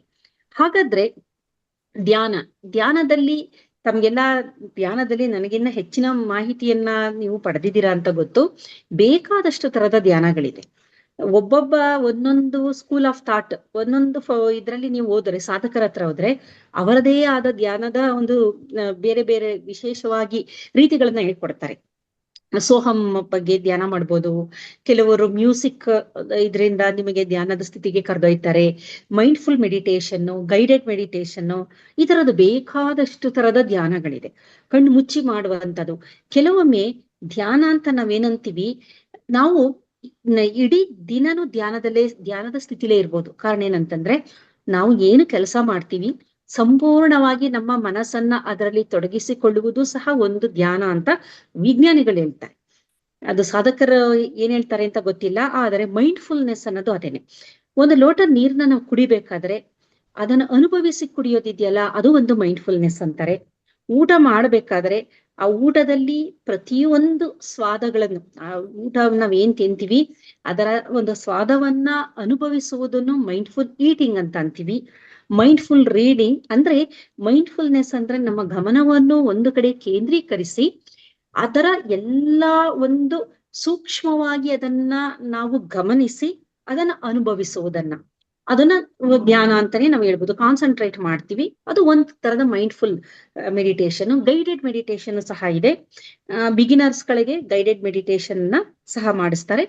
ಆ ರೀತಿ ಈ ಒಂದು ಸಾಧನೆ ಮಾಡ್ತಾ ಮಾಡ್ತಾ ಅವರು ಗಾಮಾ ಸ್ಟೇಟ್ ನ ರೀಚ್ ಆಗ್ತಾರೆ. ಅಲ್ಲಿ ಧ್ಯಾನದ ಒಂದು ಅವಧಿ ಇರುತ್ತಲ್ಲ, ಅದು ಕೇವಲ ನಿಮಿಷಗಳಲ್ಲ, ಗಂಟೆಗಳಾಗಿ ಆಗುತ್ತೆ, ಕೆಲವೊಮ್ಮೆ ದಿನಗಳು ಆಗಬಹುದು. ನೀವು ಕೇಳಿರ್ಬೋದು, ರಮಣ ಮಹರ್ಷಿಗಳಾಗಿರ್ಬೋದು, ರಾಮಕೃಷ್ಣ ಪರಮಹಂಸರಾಗಿರ್ಬೋದು, ಶಾರದಾ ಮಾತೆ ಆಗಿರ್ಬೋದು, ವಿವೇಕಾನಂದರು, ಅವ್ರಿಗೆ ದೇಹದ ಪರಿವೇ ಇರ್ತಾ ಇರ್ಲಿಲ್ಲ. ದೇಹನೇ ಬೇರೆ ಆಗೋಗಿರ್ತಿತ್ತು. ದೇಹಕ್ಕೆ ಏನೇ ತೊಂದರೆ ಆದ್ರೂ ಅದು ಅರಿವಿಲ್ಲದೆ ಧ್ಯಾನಾವಸ್ಥೆಗೆ ಅವರು ಕುಳಿತಿದ್ರು. ಆದ್ರೆ ನಾವು ಧ್ಯಾನಕ್ಕೆ ಕುಳಿತಾಗ ಒಂದು ಸೊಳ್ಳೆ ಕಚ್ಚಿದ್ರೆ ನಮ್ಗೆ ಅದರ ಪರಿವು ಬಂದ್ಬಿಡುತ್ತೆ. ಆದ್ರೆ ಮಹನೀಯರು ಅವರು ಸತತವಾದ ಒಂದು ಅಭ್ಯಾಸದಿಂದ ಆ ಒಂದು ಅವಸ್ಥೆಗೆ ಅವರು ತಲುಪ್ತಾ ಇದ್ರು. ಹಾಗಾಗಿ ಅವರಿಗೆ ಗಾಮಾ ವೇವ್ಸ್ಗಳು ಅವರ ಮೆದುಳಿನಲ್ಲಿ ಬಿಡುಗಡೆಯಾಗ್ತಾ ಇತ್ತು. ಇದನ್ನ ಧ್ಯಾನದ ಬಗ್ಗೆ ಬಹಳಷ್ಟು ರಿಸರ್ಚ್ ನಡೀತಾ ಇದೆ. ಇದರಲ್ಲಿ ಧ್ಯಾನವನ್ನು ಮಾಡುವವರು ಮಾಡದವರು ಎರಡು ಗುಂಪುಗಳವರ ಬ್ರೈನ್ ಸ್ಕ್ಯಾನ್ ಮಾಡಿದ್ದಾರೆ. ಫಂಕ್ಷನಲ್ MRI ಅಂತ ಅಂತೀವಿ. ಆ ಫಂಕ್ಷನಲ್ MRI ಮಾಡಿದಾಗ ನಾನು ಅಲೆಗಳ ಬಗ್ಗೆ ಏನ್ ಹೇಳಿದೆ, ಗಾಮಾ ಅಲೆಗಳು, ಇಂಥದನ್ನೆಲ್ಲ ಬಹಳಷ್ಟು ಚೆನ್ನಾಗಿ ವಿಜ್ಞಾನಿಗಳು ವಿತ್ ಪ್ರೂಫ್ ಅಂತ ನಾವೇನ್ ಹೇಳ್ತೀವಿ, ಸೈಂಟಿಫಿಕ್ ಎವಿಡೆನ್ಸ್, ಅದರ ಮುಖಾಂತರ ಅದನ್ನು ಸ್ಪಷ್ಟಪಡಿಸಿದ್ದಾರೆ. ಇಲ್ಲಿ ಈ ಆಧ್ಯಾತ್ಮಿಕ ಆರೋಗ್ಯ ಮನುಷ್ಯನಿಗೆ ಏಕೆ ಬೇಕು ಅಂತಂದ್ರೆ, ಮನುಷ್ಯನಾಗಿ ಇರಬೇಕಾದ್ರೆ ಆಧ್ಯಾತ್ಮಿಕ ಆರೋಗ್ಯ ಬೇಕು. ನಂತರ ಮನುಷ್ಯ ದೈವತ್ವಕ್ಕೆ ಏರಬೇಕಾದ್ರೂ ಸಹ ಆಧ್ಯಾತ್ಮಿಕ ಆರೋಗ್ಯ ಒಂದು ಮೆಟ್ಟಿಲು ಅಂತ ಅನ್ಬೋದು. ಇಲ್ಲಿ ನೂರಾರು ಮೆಟ್ಟಿಲುಗಳಿರುತ್ತೆ. ಒಂದೇ ಮೆಟ್ಟಿಲು ಹತ್ತಿದ ತಕ್ಷಣ ನಾವು ಸಾಧಕರಾಗಕ್ಕೆ ಸಾಧ್ಯ ಇಲ್ಲ. ಆ ಮೆಟ್ಟಿಲುಗಳನ್ನ ಹತ್ತುತ್ತಾ ಕೊನೆಯ ಹಂತದಲ್ಲಿ ಅವರನ್ನ ನಾವು ಸಾಧಕರು, ಸಿದ್ಧಿ ಪುರುಷರು, ಯೋಗಿಗಳು ಅಂತ ನಾವು ಕರಿತೀವಿ. ಹಾಗಾದ್ರೆ ಮನುಷ್ಯನಿಗೆ ಬೇರೆ ಪ್ರಾಣಿಗಳನ್ನ ನಾವು ನೋಡೋದಾದ್ರೆ, ಬೇರೆ ಪ್ರಾಣಿಗಳಿಗೆ ಈ ಒಂದು ಶಕ್ತಿ ಇಲ್ಲ. ಕಾರಣ ಏನಂತಂದ್ರೆ, ನೀವು ಯಾವುದೇ ಪ್ರಾಣಿ ತಗೊಂಡ್ಲಿ, ಆ ಪ್ರಾಣಿ ರಿಪ್ರೊಡ್ಯೂಸ್ ಮಾಡುತ್ತೆ, ಸಂತತಿಯನ್ನು ಮುಂದುವರಿಸುತ್ತೆ, ಆದ್ರೆ ಸೃಷ್ಟಿ ಮಾಡಕ್ ಆಗೋದಿಲ್ಲ. ಆದ್ರೆ ಮನುಷ್ಯನಿಗೆ ಸೃಷ್ಟಿ ಮಾಡುವ ಶಕ್ತಿ ಇದೆ. ಆತರ ಬೇಕಾದಷ್ಟು ಡಿಸ್ಕವರೀಸ್, ಇನ್ವೆನ್ಷನ್ಸ್ ಗಳು ನಾವ್ ಏನ್ ಹೇಳ್ತೀವಿ, ಈಗ ನಮ್ಮ ಹತ್ರ ಏನೇನಿದೆ ಅದು ಎಲ್ಲ ಮನುಷ್ಯನ ಒಂದು ಮೆದುಳಿನ ಶಕ್ತಿಯಿಂದ ಸೃಷ್ಟಿಯಾದಂಥದ್ದು. ಈ ಒಂದು ಅವಸ್ಥೆಯಲ್ಲಿ ಬಹಳಷ್ಟು ಒತ್ತಡಗಳನ್ನ ನಾವು ಅನುಭವಿಸ್ತೀವಿ. ಈ ಒತ್ತಡದ ನಿಯಂತ್ರಣಕ್ಕೆ ಇರುವ ಏಕೈಕ ಸಾಧನವೇ ಆಧ್ಯಾತ್ಮಿಕ ಆರೋಗ್ಯ ಅಂತ ಕರಿತೀವಿ. ಕಾರಣ, ನಾವಿರುವುದು ಒಂದು ಮೆಟೀರಿಯಲಿಸ್ಟಿಕ್ ವರ್ಲ್ಡ್ ಅಂತ ಏನಂತೀವಿ ಅಂದ್ರೆ, ನಮ್ಮ ಸುತ್ತಮುತ್ತ ಇರೋದೆಲ್ಲ ಅದೇನೆ. ಆದರೆ ಈ ಮೆಟೀರಿಯಲಿಸ್ಟಿಕ್ ವರ್ಲ್ಡ್ಗೆ ಅದೇ ನಿಜ ಅಂತ ಅನ್ಕೊಂಡಿರ್ತೀವಲ್ಲ, ಅದು ನಿಜ ಅಲ್ಲ, ಅದು ಒಂದು ಭ್ರಮೆ ಅನ್ನುವುದನ್ನ ನಮಗೆ ತಿಳಿಸೋದೇ ನಮ್ಮ ಒಳಹೊಕ್ಕು, ನಮ್ಮನ್ನ ನಾವು ಅರ್ಥ ಮಾಡಿಕೊಳ್ಳುವುದ್ರಿಂದ ಅದು ಸಾಧಿಸಕ್ಕೆ ಸಾಧ್ಯ ಆಗೋದೇ ಆಧ್ಯಾತ್ಮಿಕತೆಯಿಂದ. ಯಾವ ವ್ಯಕ್ತಿ ಆಧ್ಯಾತ್ಮಿಕತೆಯನ್ನು ಹೊಂದಿರ್ತಾನೆ ಅವನಿಗೆ ಇಂಟ್ರಾಸ್ಪೆಕ್ಷನ್ ಅಂತ ಅಂತೀವಿ. ಅವನು ತನ್ನ ಒಳಹೊಕ್ಕಿ ಅಲ್ಲಿ ಏನು ನಡೀತಾ ಇದೆ, ನಾನು ಯಾರು, ಬಂದಿರುವ ಉದ್ದೇಶವೇನು, ನಾನು ಏನು ಮಾಡ್ಬೇಕು, ಸಮಾಜಕ್ಕೆ ನನ್ನ ಕೊಡುಗೆ ಏನು, ಈ ತರದ್ದೆಲ್ಲ ಎಲ್ಲರಿಗೂ ಮಾಡಕ್ ಆಗೋದಿಲ್ಲ. ಅದೆಲ್ಲ ಆ ಯೋಚನೆಗಳು ಕೆಲವರಿಗೆ ಮಾತ್ರ ಬರುತ್ತೆ. ಯಾರಿಗೆ ಅಂದ್ರೆ, ಅವರು ಧ್ಯಾನಾವಸ್ಥೆಯಲ್ಲಿದ್ದಾಗ ಮಾತ್ರ ಇದರ ಸ್ಪಷ್ಟತೆ ಅವರಿಗೆ ಬರುತ್ತೆ. ಹಾಗಾಗಿ ಭಾರತೀಯರು ಇಡೀ ಪ್ರಪಂಚದಲ್ಲಿ ಭಾರತೀಯ ಸಂಸ್ಕೃತಿ ಏನಿದೆ ಅದಕ್ಕೆ ಒಂದು ಮಹತ್ತರವಾದ ಸ್ಥಾನ ಇದೆ. ಕಾರಣ ನಾವು ಸಂತೋಷ ಪಡುವುದು ಒಳಗಡೆ ಸಿಕ್ಕುವ ಒಂದು ನೆಮ್ಮದಿಯಿಂದ ಆದ್ರೆ, ಪಾಶ್ಚಿಮಾತ್ಯರು ಸಂತೋಷ ಪಡುವುದು ಹೊರ ಜಗತ್ತಿನಿಂದ, ಅಂದ್ರೆ ಕಮಾಡಿಟೀಸ್ ಅಂತ ನಾವೇನು ಹೇಳ್ತೀವಿ ಆ ವಸ್ತುಗಳಲ್ಲಿ ಸಂತೋಷವನ್ನ ಹುಡುಕ್ತಾರೆ. ಆದ್ರೆ ನಮ್ಮ ಒಂದು ಆಧ್ಯಾತ್ಮಿಕತೆಯಲ್ಲಿ ಮನುಷ್ಯ ತನ್ನನ್ನ ತಾನು ತಿಳ್ಕೊಳ್ತಾ ಹೋದ್ರೆ ಆತನಿಗೆ ಸ್ಪಷ್ಟತೆ ಸಿಕ್ಕುತ್ತೆ, ಸಂತೋಷ ಆಗುತ್ತೆ. ಈ ಮೆಟೀರಿಯಲಿಸ್ಟಿಕ್ ವರ್ಲ್ಡ್ ಅಲ್ಲಿ ಅದು ಮುಗಿಲಾರದ ಕತೆ. ಕಾರಣ ಆ ಆಸೆಗಳು ಪ್ರತಿದಿನ ಹೆಚ್ಚಾಗ್ತಾ ಹೋಗುತ್ತೆ. ಅದಕ್ಕೆ ಒಂದು ಅಂತಿಮ ಘಟ್ಟ ಅಂತ ಇಲ್ಲ. ಹೆಚ್ಚು ಹೆಚ್ಚು ಅದು ಕಾಡ್ತಾ ಬರುತ್ತೆ. ಅದು ನಮ್ಗೆ ಪಡೆದ ನಂತರ ಅದರಲ್ಲಿ ಸುಖ ಇಲ್ಲ ಅಂತ ಅನ್ಕೊಂಡು ಅದಕ್ಕಿನ್ನ ಹೆಚ್ಚಿನದನ್ನ ನಾವು ಬಯಸ್ತೀವಿ. ಅದೇ ಡೋಪಮೈನ್ ಸಹ ಬರುತ್ತೆ. ನಾನು ನ್ಯೂರೋ ಸೈನ್ಸ್ ಹೇಳೋದಾದ್ರೆ, ಈಗ ಯಾವ್ದೋ ಒಂದು ಕಾರ್ ತಗಂತೀವಿ, ಕಾರ್ ತಗೊಂಡ್ ಆದ ತಕ್ಷಣ ನಮ್ಮ ಮೆದುಳಿನಲ್ಲಿ ಡೋಪಮೈನ್ ರಿಲೀಸ್ ಆಗುತ್ತೆ. ನಂತರ ನಮಗೆ ಪುನಃ ಡೋಪಮೈನ್ ರಿಲೀಸ್ ಆಗ್ಬೇಕು ಅಂದ್ರೆ ಅದಕ್ಕಿನ್ನ ದೊಡ್ಡ ಕಾರ್ ತಗೋಬೇಕು, ಅದಕ್ಕಿನ್ನ ಲಕ್ಸುರಿ ಕಾರ್ ತಗೋಬೇಕು. ಇದು ಪಾಶ್ಚಿಮಾತ್ಯ ಜಗತ್ತಿನಲ್ಲಿರುವಂತದ್ದು. ಅಂದ್ರೆ ವಸ್ತುಗಳ ಮೇಲೆ ನಮ್ಮ ಆನಂದ ಏನಾದ್ರೂ ಡಿಪೆಂಡ್ ಆಗೋದಾದ್ರೆ, ಸಂತೋಷ ನನಗೆ ದೊರಕಬೇಕು ಅಂದ್ರೆ ವಸ್ತುಗಳ ಮೇಲೆ ನಾವು ಅವಲಂಬಿತರಾದ್ರೆ ಅದಕ್ಕೆ ಯಾವುದೇ ಕೊನೆ ಇಲ್ಲ. ಹಾಗಾಗಿ ನಮಗೆ ಯಾವುದೇ ಸಂತೋಷ ಸಿಕ್ಕಲ್ಲ. ಆದರೆ ನಮ್ಮಲ್ಲಿ ಭಾರತೀಯ ಸಂಸ್ಕೃತಿಯಲ್ಲಿ ವಸ್ತುಗಳಲ್ಲ, ನಿನ್ನ ಒಳಗಿನಿಂದನೇ ನೀನು ಸಂತೋಷವನ್ನ ಪಡಿಬಹುದು. ಅದಕ್ಕೆ ಯಾವುದೇ ವಸ್ತು ನಿನ್ನ ಸಂತೋಷವನ್ನು ನಿರ್ಧಾರ ಮಾಡೋದಿಲ್ಲ, ಅದಕ್ಕೆ ಯಾವುದೂ ಅಳತೆಗೋಲಿಲ್ಲ ಅಂತ ಹೇಳ್ಬಹುದು. ಹಾಗಾದ್ರೆ ಮನುಷ್ಯನಿಗೆ ಈ ಪ್ರಾಣಿಗಳು ಮಾಡುತ್ತಾ ಅವಕ್ಕೆ ಏನಾದ್ರೂ ಧ್ಯಾನ ಇದೆಯಾ ಅಥವಾ ಆಧ್ಯಾತ್ಮಿಕತೆ ಇದೆಯಾ ಅಂತಂದ್ರೆ ಇಲ್ಲ. ಕಾರಣ ಏನಂತಂದ್ರೆ ಮನುಷ್ಯನಿಗೆ ಒಂದು ವಿಶಿಷ್ಟವಾದ ಮೆದುಳಿದೆ. ಮನುಷ್ಯನ ಮೆದುಳಿನ ಭಾಗಗಳನ್ನು ನಾವು ನೋಡೋದಾದ್ರೆ ಅದನ್ನ 3 ಭಾಗವಾಗಿ ವಿಂಗಡಿಸಬಹುದು. ಮೆದುಳಿನ ಕೆಳಗಡೆ ಭಾಗದಲ್ಲಿರೋದು ಬ್ರೈನ್ ಸ್ಟೆಮ್ ಅಂತ ಕರಿತೀವಿ. ಮೆಡುಲಾ ಅಬ್ಲಾಂಗೇಟಾ ಅಂತ ಇರುತ್ತೆ, ಅದನ್ನ ಬ್ರೈನ್ ಸ್ಟೆಮ್ ಅಂತ ಕರಿತೀವಿ. ಅದರ ಕೆಲಸ ಏನು ಅಂದ್ರೆ ನಮ್ಮ ಹಾರ್ಟ್ ಬೀಟ್ ನ ಕಂಟ್ರೋಲ್ ಮಾಡೋದು, ದೇಹದ ಉಷ್ಣತೆಯನ್ನ ಕಂಟ್ರೋಲ್ ಮಾಡೋದು, ಈ ತರದ್ದು ಕೆಲಸಗಳನ್ನ ಮಾಡುತ್ತೆ. ಅದರ ಮೇಲ್ಭಾಗದಲ್ಲಿರುವುದು ಪ್ರಾಣಿ ಮೆದುಳು. ಪ್ರಾಣಿ ಮೆದುಳಿನ ಕೆಲಸ ಎಮೋಷನ್ಸ್ ಅಂತ ಅಂತೀವಿ, ಭಾವನೆಗಳು. ಎಲ್ಲಾ ಭಾವನೆಗಳ ಕೇಂದ್ರ ಬಿಂದು ಅಮೆಗ್ಡೆಲ್ಲಾ ಎನ್ನುವ ಒಂದು ಭಾಗ, ಅದು ಪ್ರಾಣಿ ಮೆದುಳಿನಲ್ಲಿರುತ್ತೆ. ಅದು ಯಾವ ತರಹದ ಭಾವನೆಗಳಾದ್ರೂ ಆಗಿರ್ಬೋದು, ಕರುಣೆ, ಪ್ರೀತಿ, ಕೋಪ, ಆತಂಕ, ಭಯ, ಎಲ್ಲಾ ತರದನು, ನಾವ್ ಏನು ನವರಸಗಳು ಭಾವನೆಗಳು ಅಂತ ಅಂತೀವಿ ಅದಿರೋಂಥದ್ದು ಅಮೆಗ್ಡೆಲಾ. ಅದರಲ್ಲಿ ಲೈಂಗಿಕತೆನೂ ಸಹ ಬರುತ್ತೆ. ಹಾಗಾಗಿ ಎಲ್ಲಾ ಭಾವನೆ, ಅದಕ್ಕೆ ಪ್ರಾಣಿಗಳಲ್ಲಿ ಆ ಭಾವನೆಗಳು ಅಂದ್ರೆ ಭಯದು ತುಂಬಾ ಕಾಡುವಂತ ಜಾಗ ಅದು. ಭಯ ಆಗ್ಬೋದು, ಹೆದರಿಕೆ, ಹೋರಾಟ, ಇದೆಲ್ಲ ಇರೋಂತಹ ಜಾಗ ಅದು. ಅದರ ಮೇಲ್ಭಾಗದಲ್ಲಿ ವಿಕಾಸದ ಹಂತದಲ್ಲಿ ಮೆದುಳು ಅದರ ಮೇಲ್ಭಾಗಕ್ಕೂ ಸಹ ಬೆಳೆದಿದೆ. ಅದು ಮುಂಭಾಗದ ಮೆದುಳು, ಅದನ್ನ ಪ್ರೀಫ್ರಾಂಟಲ್ ಕಾರ್ಟೆಕ್ಸ್ ಅಂತ ಕರಿತೀವಿ. ಈಗ ನೀವು ಧ್ಯಾನ ಮಾಡ್ಬೇಕಾದ್ರೆ ಏನಾಗುತ್ತೆ ಅಂದ್ರೆ ಮುಂಭಾಗದ ಮೆದುಳು ಆಕ್ಟಿವೇಟ್ ಆಗ್ತಾ ಬರುತ್ತೆ. ಇಲ್ಲಿ ಒಂದು ಲಾಜಿಕ್ ಇದೆ. ನಿಮ್ಮ ಮುಂಭಾಗದ ಮೆದುಳು ಆಕ್ಟಿವೇಟ್ ಆದರೆ ಹಿಂಭಾಗದ ಮೆದುಳು ಅದು ತಟಸ್ಥ ಆಗುತ್ತೆ. ಹಿಂಭಾಗದ ಮೆದುಳು ಆಕ್ಟಿವೇಟ್ ಆದ್ರೆ ಮುಂಭಾಗದ ಮೆದುಳು ತಟಸ್ಥ ಆಗುತ್ತೆ. ಇದು ಲಾಜಿಕ್. ಅಂದ್ರೆ ನೀವು ಧ್ಯಾನಾವಸ್ಥೆಯಲ್ಲಿ ಇದ್ದಾಗ ನಿಮ್ಮ ಮುಂಭಾಗದ ಮೆದುಳು ಆಕ್ಟಿವೇಟ್ ಆಗುತ್ತೆ, ನಿಮ್ಮ ಭಾವನಾತ್ಮಕವಾದ ಮೆದುಳು ಅದು ನಿಷ್ಕ್ರಿಯ ಆಗುತ್ತೆ. ನೀವು ಧ್ಯಾನಾವಸ್ಥೆಯಲ್ಲಿ ಇಲ್ಲದೆ ಇದ್ದಾಗ, ಯಾರು ಧ್ಯಾನ ಮಾಡೋದಿಲ್ಲ ಅವರಿಗೆ ಭಾವನಾತ್ಮಕವಾದ ಮೆದುಳು ಆಕ್ಟಿವೇಟ್ ಆಗಿರುತ್ತೆ, ಮುಂಭಾಗದ ಮೆದುಳು ನಿಷ್ಕ್ರಿಯ ಆಗುತ್ತೆ. ಹಾಗಾದ್ರೆ ಹಿಂಭಾಗದ ಮೆದುಳಿನ ಕೆಲಸ ನಾನು ಹೇಳದೆ ಪ್ರಾಣಿ ತರ, ಅದು ಪ್ರಾಣಿ ಮೆದುಳು ಅಂತ ಹೇಳ್ತೀವಿ. ಅದರ ಎರಡು ಬಹಳ ಮುಖ್ಯ ಕೆಲಸ ಫೈಟ್ ಆರ್ ಫ್ಲೈಟ್. ಫೈಟ್ ಅಂದ್ರೆ ಹೋರಾಡೋದು, ಕಿತ್ತಾಡೋದು, ಜಗಳ ಆಡೋದು, ಕೂಗಾಡೋದು, ಭಾವನೆಗಳು. ಎಲ್ಲೋ ಒಂದು ಆಹಾರ ಇದೆ ಅಂತಂದ್ರೆ ಯಾವ ಒಬ್ಬ ವ್ಯಕ್ತಿ ಆತ ಸದ್ಗುಣ ಸಂಪನ್ನನಾಗಿರ್ತಾನೆ, ಹಂಚಿ ತಿಂತಾನೆ. ಆದರೆ ಯಾವ ವ್ಯಕ್ತಿಗೆ ಹಿಂಭಾಗದ ಮೆದುಳು ಆಕ್ಟಿವೇಟ್ ಆಗಿರುತ್ತೆ, ಬರೀ ಅದರಲ್ಲೇ ಇರ್ತಾರೆ ಅವರು ಕಿತ್ತಾಡ್ತಾರೆ, ಆ ಆಹಾರಕ್ಕೆ ಕಿತ್ತಾಡ್ತಾರೆ. ಆದ್ರೆ ಮುಂಭಾಗದ ಮೆದುಳು ಆಕ್ಟಿವೇಟ್ ಆಗಿರುವಂತಹ ವ್ಯಕ್ತಿಗಳು ಹಂಚಿ ತಿಂತಾರೆ. ತನಗಿಲ್ದೆ ಹೋದ್ರು ಸಹ ಇನ್ನೂ ಮುಂದೆ ಒಂದು ಹೆಜ್ಜೆ ಮುಂದೆ ಹೋದ್ರೆ ತಾನು ಹಸ್ಕೊಂಡಿದ್ರು ಸಹ ಬೇರೆಯವರು ತಿಂದು ಸಂತೋಷ ಪಡಲಿ ಅಂತ ಅನ್ನುವುದು. ಅದನ್ನ ನಾವು ಬಹಳಷ್ಟು ಸಾಧು ಸಂತರುಗಳನ್ನ ನೋಡಿದೀವಿ. ಅದರಲ್ಲಿ ಸಾಯಿಬಾಬಾ ಆಗ್ಬೋದು, ಬೇರೆ ಬೇರೆಯವರು, ಅವರು ಜನರನ್ನು ಎಲ್ಲರನ್ನೂ ಸಂತೋಷವಾಗಿಡೋದಕ್ಕೆ ಸದಾ ಕಾಲ ಅವರು ಪ್ರಯತ್ನ ಪಡ್ತಾ ಇದ್ರು. ಹಾಗಾದ್ರೆ ಮುಂಭಾಗದ ಮೆದುಳಿನ ಕೆಲಸ ಏನು ಅಂತಂದ್ರೆ ತರ್ಕ ಮಾಡೋದು, ಯಾವುದು ಸರಿ ಯಾವುದು ತಪ್ಪು, ಆಮೇಲೆ ಡಿಸಿಷನ್, ಅದೇ ತರ್ಕ, ಅನಾಲಿಸಿಸ್, ಸರಿ ತಪ್ಪುಗಳನ್ನ ಅದು ತಿಳಿಸ್ಕೊಡುತ್ತೆ. ಯಾವ ಸಂದರ್ಭದಲ್ಲಿ ಏನು ಕೆಲಸ ಮಾಡ್ಬೇಕು ತಿಳಿಸ್ಕೊಡುತ್ತೆ. ಹೊಸ ಹೊಸ ಆಲೋಚನೆಗಳು ಬರುತ್ತೆ, ಹೊಸ ಹೊಸ ಇನ್ವೆನ್ಷನ್ಗಳು, ಡಿಸ್ಕವರಿಗಳು, ಈ ತರದ್ದು ಎಲ್ಲ ಉತ್ಕೃಷ್ಟವಾದದ್ದು ಅಂತ ನಾವ್ ಏನ್ ಹೇಳ್ತೀವಿ ಅದೆಲ್ಲ ಆಕ್ಟಿವೇಟ್ ಆಗೋದು ನಮ್ಮ ಮುಂಭಾಗದ ಮೆದುಳಿನಿಂದ. ಹಾಗಾಗಿ ಯಾವ ವ್ಯಕ್ತಿ ಅಂದ್ರೆ ನಮಗೆ ಎರಡು ಮೆದುಳುನು ಬೇಕು, ಕರುಣೆನೂ ಬೇಕು. ಕರುಣೆ ಇರೋದು ಹಿಂಭಾಗದ ಮೆದುಳು. ಆದರೆ ಯಾರಿಗೆ ಕರುಣೆ ತೋರಿಸ್ಬೇಕು ಅಂತ ಡಿಸೈಡ್ ಮಾಡಬಹುದು ಮುಂಭಾಗದ ಮೆದುಳು. ಒಬ್ಬ ಕೊಲೆಗಾರ ಕೊಲೆ ಮಾಡಿದಾನೆ, ಅವನಿಗೆ ಕರುಣೆ ತೋರಿಸ್ಬೇಕೋ ಬೇಡವೋ, ಅವನು ಸಮಾಜದಲ್ಲಿ ಇದ್ರೆ ಒಳ್ಳೇದೋ ಕೆಟ್ಟದೋ, ಅಥವಾ ಅವನು ಹೊರಗಡೆನೆ ಇದ್ರೆ ಇನ್ನೊಂದಷ್ಟು ಜನಕ್ಕೆ ಏನೋ ತೊಂದರೆ ಕೊಡ್ಬಹುದು ಅಂತ ತಿಳಿಸೋದು ನಮ್ಮ ಮುಂಭಾಗದ ಮೆದುಳು. ಹಿಂಭಾಗದ ಮೆದುಳು ಅಯ್ಯೋ ಹೋಗ್ಲಿ ಪಾಪ ಬಿಡು ಅಂತ ಹೇಳುವುದು ಹಿಂಭಾಗದ ಮೆದುಳು. ಅದೇ ರೀತಿ ಈಗ ನಾವು ನೋಡಿ, ಯಾರ್ದೋ ಒಂದು ಪರರ ಒಂದು ವಸ್ತು ಅದು ಬೇಕು ಅಂತ ಆಸೆ ಪಡೋದು ಹಿಂಭಾಗದ ಮೆದುಳು. ಮುಂಭಾಗದ ಮೆದುಳು ಹೇಳುತ್ತೆ ಇಲ್ಲ, ಅದು ನಿನ್ನ ವಸ್ತುವಲ್ಲ, ನೀನು ಅದನ್ನ ಪಡೆಯಕ್ಕೆ ನಿನಗೆ ಯಾವ್ದ ಅರ್ಹತೆ ಇಲ್ಲ, ಹಾಗಾಗಿ ಅದಕ್ಕೆ ಆಸೆನೇ ಪಡಬೇಡ, ನಿನ್ನದಲ್ಲ ವಸ್ತುವಿಗೆ ನೀನು ಆಸೆ ಪಡಬಾರದು ಅಂತ ತಿಳಿಸ್ಕೊಡೋದು ಮುಂಭಾಗದ ಮೆದುಳು. ಹಾಗಾಗಿ ಯಾವ ವ್ಯಕ್ತಿಗಳಿಗೆ ಮುಂಭಾಗದ ಮೆದುಳು ಯಾವಾಗ್ಲೂ ಆಕ್ಟಿವೇಟ್ ಆಗಿರುತ್ತೆ ಅವರು ಸತ್ಪುರುಷರಾಗಿರ್ತಾರೆ, ಒಳ್ಳೆಯದನ್ನೇ ಮಾಡ್ತಾರೆ. ಒಳ್ಳೆಯ ನಡೆ ನುಡಿ ಎಲ್ಲದೂ ಅಂದ್ರೆ ಅವರ ಬಾಡಿ ಮೈಂಡ್ ಕೋಆರ್ಡಿನೇಷನ್ ಚೆನ್ನಾಗಿರುತ್ತೆ.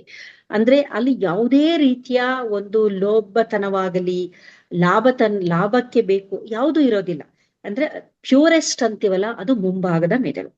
ಹಾಗಾದ್ರೆ ಈ ಮುಂಭಾಗದ ಮೆದುಳನ್ನ ಆಕ್ಟಿವೇಟ್ ಮಾಡಕ್ಕೆ ಇರುವ ಏಕೈಕ ಸಾಧನ ಅಂದ್ರೆ ಧ್ಯಾನ. ಅದು ಧ್ಯಾನದಿಂದ ಮಾತ್ರ ನಾವು ಮುಂಭಾಗದ ಮೆದುಳನ್ನ ಆಕ್ಟಿವೇಟ್ ಮಾಡ್ಬೋದು.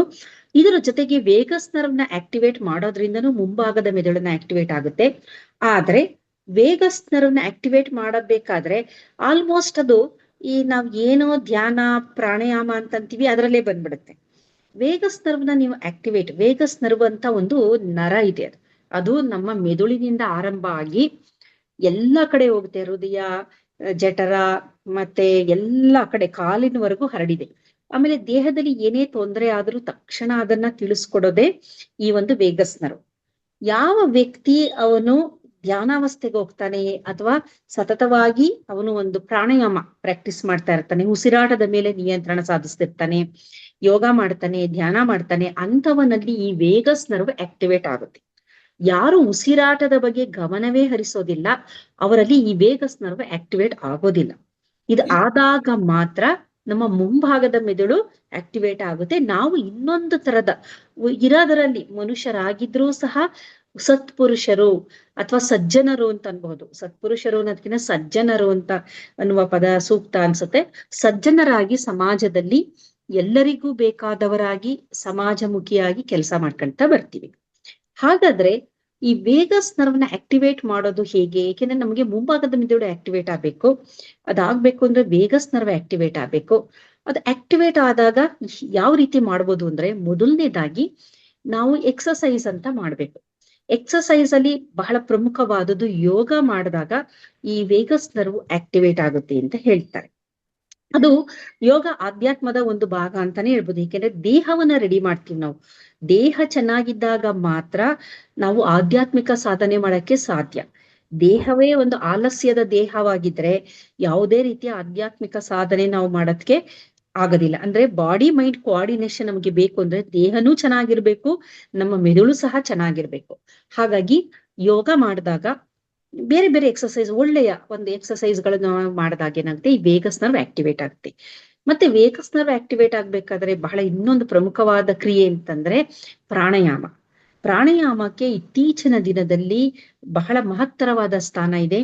ಅದರಲ್ಲಿ 4-7-8 ಆ ಒಂದು ರೇಷಿಯೋದಲ್ಲಿ 4 ಬಾರಿ 4 ಕೌಂಟ್ ಮಾಡುವಾಗ ಉಸಿರನ್ನ ತೆಗೆದುಕೊಳ್ಳೋದು, 7 ಕೌಂಟ್ ಅಲ್ಲಿ ಉಸಿರನ್ನ ಹಿಡಿದಿಟ್ಕೊಳ್ಳೋದು, 8 ಕೌಂಟ್ ಅಲ್ಲಿ ಉಸಿರನ್ನ ಹೊರಗೆ ಬಿಟ್ಟಾಗ ನಮ್ಮ ವೇಗಸ್ ನರ್ವ್ ಆಕ್ಟಿವೇಟ್ ಆಗ್ತಾ ಹೋಗುತ್ತೆ. ಪ್ಯಾರಾಸಿಂಪಥೆಟಿಕ್ ನರ್ವಸ್ ಆಕ್ಟಿವೇಟ್ ಆಗಿ ವೇಗಸ್ ನರ್ವ್ ಆಕ್ಟಿವೇಟ್ ಆಗುತ್ತೆ. ವೇಗಸ್ ನರ್ವ್ ಆಕ್ಟಿವೇಟ್ ಆದ್ರೆ ನಾನು ಹೇಳಿದೆ ಮುಂಭಾಗದ ಮೆದುಳು ಆಕ್ಟಿವೇಟ್ ಆಗುತ್ತೆ. ಹಿಂಭಾಗದ ಮೆದುಳನ್ನ ಮಂಗನ ಮೆದುಳು ಅಂತ ಕರಿತೀವಿ. ಮುಂಭಾಗದ ಮೆದುಳು ಮನುಷ್ಯನ ಮೆದುಳು.